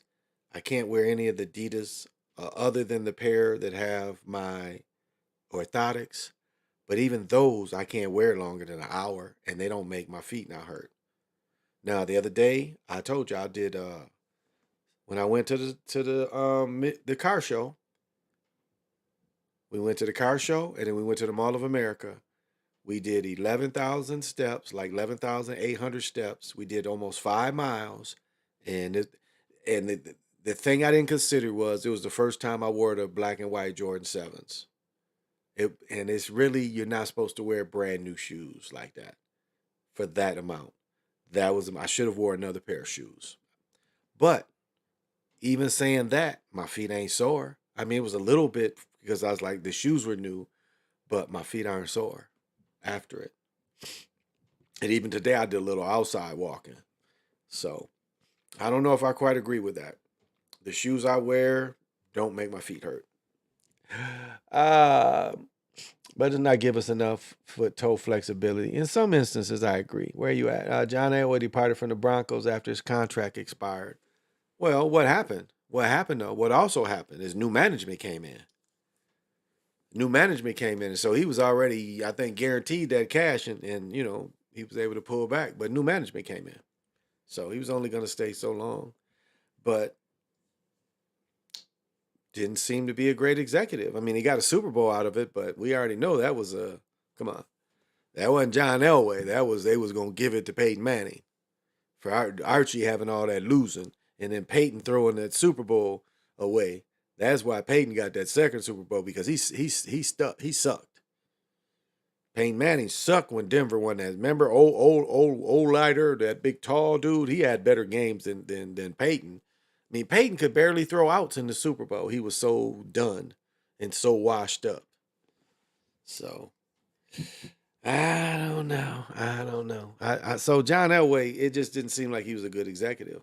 Now, them as bringing in the cat from Seattle, I don't understand that move, but we'll see. And all that money they gave him, Russell Wilson, I don't know about that move. I didn't think that was a great move. But we'll see. I think his days are numbered as far as skill set. Because he's missing a lot of throws, and he wants to turn and run more than he used to. So a lot of his skill set and again, you know, a lot of the problem with a lot of running quarterback is as they get older is accuracy. I mean, that's Russell Wilson was really fighting this past season with accuracy. Now, again, script and all that. I understand that. But when like I say about wrestling, you still got to be able to take the falls. And when they're chasing you and you ain't really supposed to catch you, you still got to be able to get away, and you still got to throw the football to him. And it seems like at times he struggled where he's supposed to throw, make some of these throws, he couldn't make them anymore. Because again, think about a play. It's all different parts moving around you. And even though they know and you know the play, you still got to be able to take it from A to B. Yeah, he's free to go. Peyton had no feeling in his fingertips. That's why he started wearing gloves after them 4 neck surgeries. Well, he got beat up. Great players don't make good coaches, managers, and executives. Look at Mike. Mike's pulling back too. Mike's pulling back his majority share because he just doesn't really see it. He just doesn't really, I don't know, his overall vision doesn't seem, and again, it's all scripted. So what he did the best of what he was able to get. I'll say that. He did the best what he was able to get. And so the long term, they don't like that look of Michael. Because again, he's the only brother that owns a sports team. And you would think you would never want to go away from that. But again, a person has ambition and want to do other things and then being tied up day to day. And then if you're not, you're not even a great executive before you became an owner, those habits don't go away. And it doesn't appear like he's a good evaluator of talent or a good evaluator of even coaches. Now, it is fixed, but like he brought in Sam Vincent that lasted games. Like, what was it in his personality that he couldn't coach the whole season? A guy who had been actively coaching at many different levels. I mean, what changed when he went to them? They didn't have a good team when he went there. You couldn't have thought that him being the coach was going to make them a good team when Sam took over. So it seemed like, unfair expectations. And, again, it could be, this was his role. His role was to, yes, we let you own a franchise, but we ain't gonna let you win. And you're gonna be only minority owner. And it probably gonna go once he fully gives, now A-Rod and Derek Jeter, I'm correcting myself. A-Rod and Derek Jeter do have shares. I didn't know. I think Michael Jordan even owns a little bit of the Marlins. I think they said he bought into a little bit of the Marlins. And then Magic is with a group buying. Lorenzo, who is Magic's group buying? Magic's group's about to buy somebody. I forget, football or baseball. And Magic has an interest in the Lakers or the Dodgers. Magic has an interest in the Dodgers too. But they just tried to, they're buying. Are they buying? Who is Magic and them buying? Is it the Suns? Magic's group going to buy the Suns? I don't know. Lakers beat the Wolves. What are you talking about? The Lakers beat the Wolves. They don't play until Tuesday. They play tonight. So they got to win tonight. They didn't play last night on Monday. They play on Tuesday. They play tonight. And I am going to be, I'm going to miss some of that game. So don't worry about it because they play tonight for the play-in. So is it just one game? So they still play tonight. They play Tuesday night.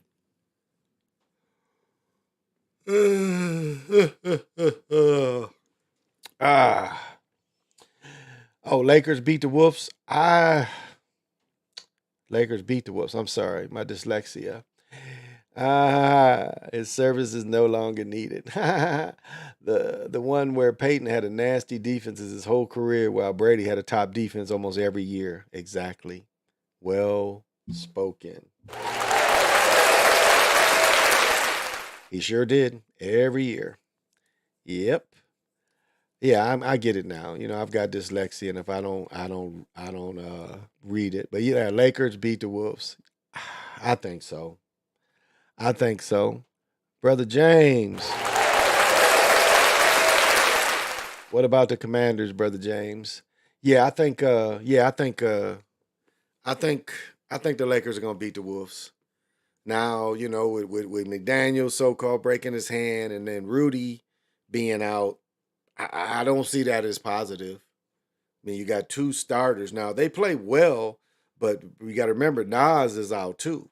Nas broke his hand, I think, too, and had surgery. So Nas is out. He ain't playing. So if Towns goes down, they really have no backup center unless they brought somebody else in. Because they could have brought somebody else in because Nas got hurt. And Nas plays well, good 3-point shooter. But yeah, I think the Lakers are gonna win. Yeah, I think the Lakers are gonna win. But what about the Commanders, James Gant? What about that? But yeah, I think the Lakers will win. I just look at the sacrifices that was given. So that's the credence why I say they might pass them through.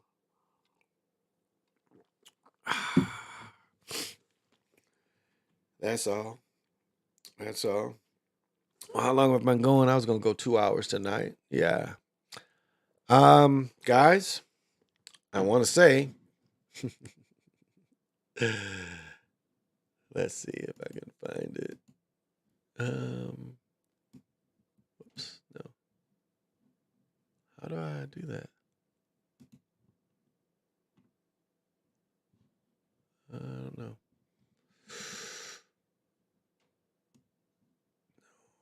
No. Oh, okay. I think I can do it here. Maybe not. Oh, right here. Yeah. Right here. Here we go. Now I must say, Miss Anise put in for the big Pontiac Mitsubishi Mirage.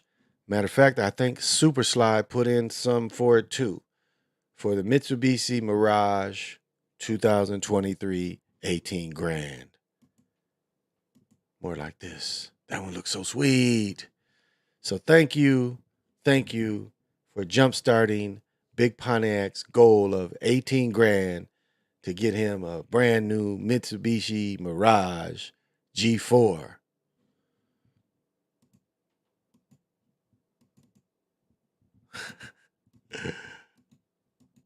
Oh my goodness. So I wanted to bring that up. I want to thank the people that donated to the Mitsubishi Fund.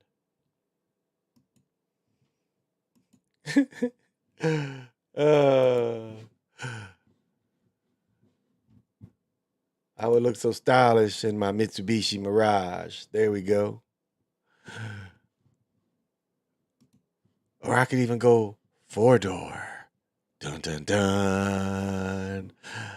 I can go and put the loud sounds back there. Look at that, y'all.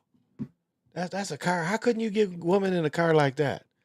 Other than both of y'all might not fit, but I could put it. Look at this, y'all.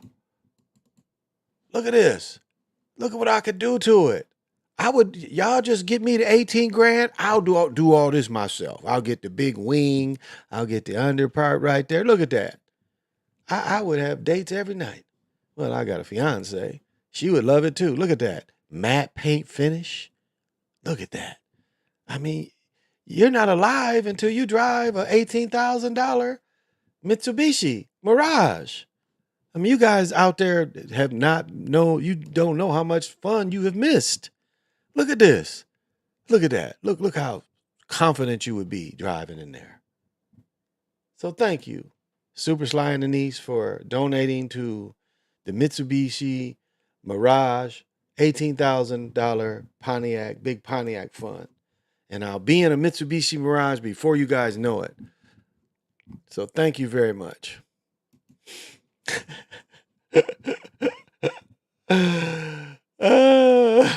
You say it's a good brand? I don't know. I don't know about that. With the Wolves meltdown, the Wolves had the Lakers being hot. The Lakers should get them. I agree.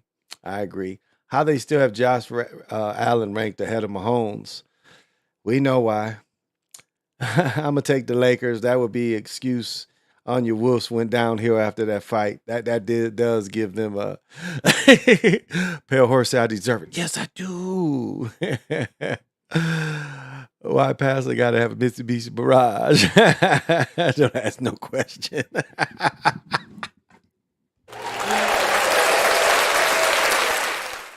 I need it to look good when I'm wearing my Jordan 37s. When I go out to the Mall of America and they see what car I get out of. When I drive down, what's it called? Hollywood Boulevard, Broadway, in the north side. And the wheels in the car is gleaming. You know when the girls see Big Pontiac driving that Mirage, they all gonna start screaming. They gonna say, they gonna say, can you drive stick? I'm gonna say, baby, you will find out when you get in it. So everybody deserves a Mitsubishi Mirage.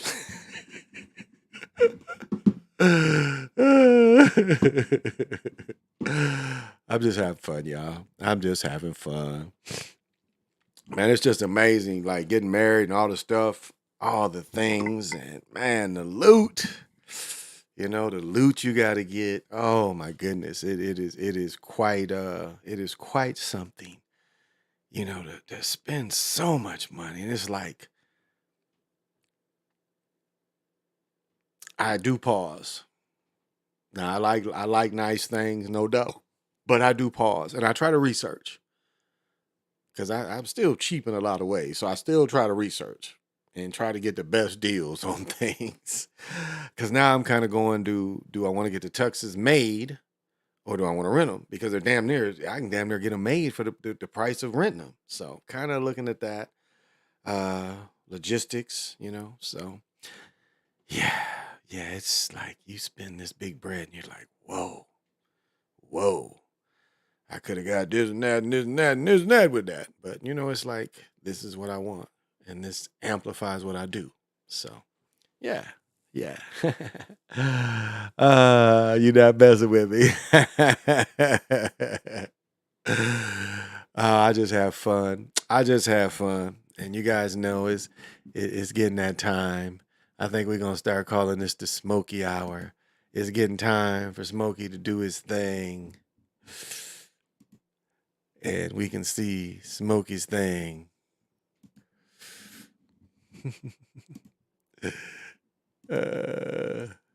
So without further ado, we're going to have to you know how every night we leave with Smokey. Yeah, I don't need that. Yeah, I don't need that with Smokey. So, Smokey, take it away.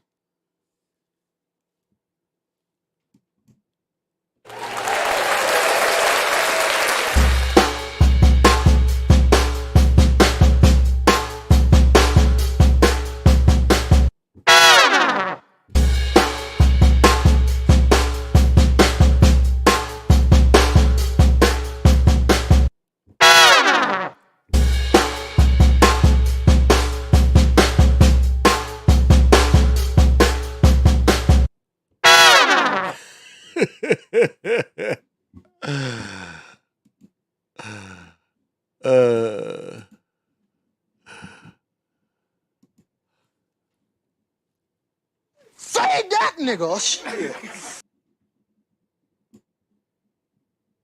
Time. Say that, nigga. Say that, nigga. Say that, nigga. Say that, nigga. Say that, nigga. Bob. Over time. Say that, nigga. Ball, bet the ball, off time. Shit, boy, I'm trying to make me some money. Boy, I'm hungry as a hog need slop Jesus. Shit, gotta be a Jesus, cause too many black folks.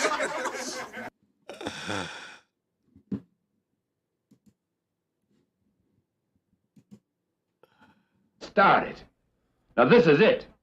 I'm retired. I ain't got no coke left. But your lines are still open. Oh shit, you still open. But your lines are still open. Oh shit, you can get it, nigga. You wanna get it, nigga. You wanna get it. If you can get it, nigga. You wanna get it. Oh shit, you can get it, nigga. You wanna get it. You goddamn money, then, nigga. Talk to me. You ain't got a gun in me. You ain't got a gun in your hand. Talk to me. You ain't got a gun in your hand. Talk to me. You ain't got a gun in your hand. Please, now. Hey, come on, put the gun down, please, man. I'll kill this nigga of yours.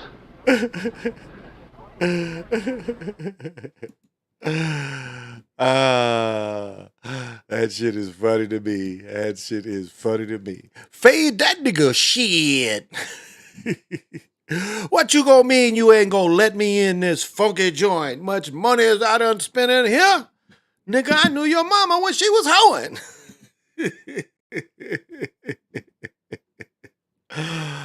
Oh, y'all know I have fun with this shit. This shit is just silly. I'm just silly. I'm a silly old man having fun. Well, y'all.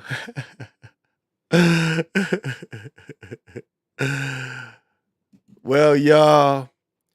When it's Richard Pryor, hit different, ain't it? When it's Superfly, hit different, don't it? And when it's Big Pontiac, it hits different. It's different when it's Big Pontiac. Big Pontiac hits different. Thank you all. Thank you all. Thank you all for coming to see me. May I push out this energy that you give me. May I push it out back to you and you can take a bite. So until we meet again.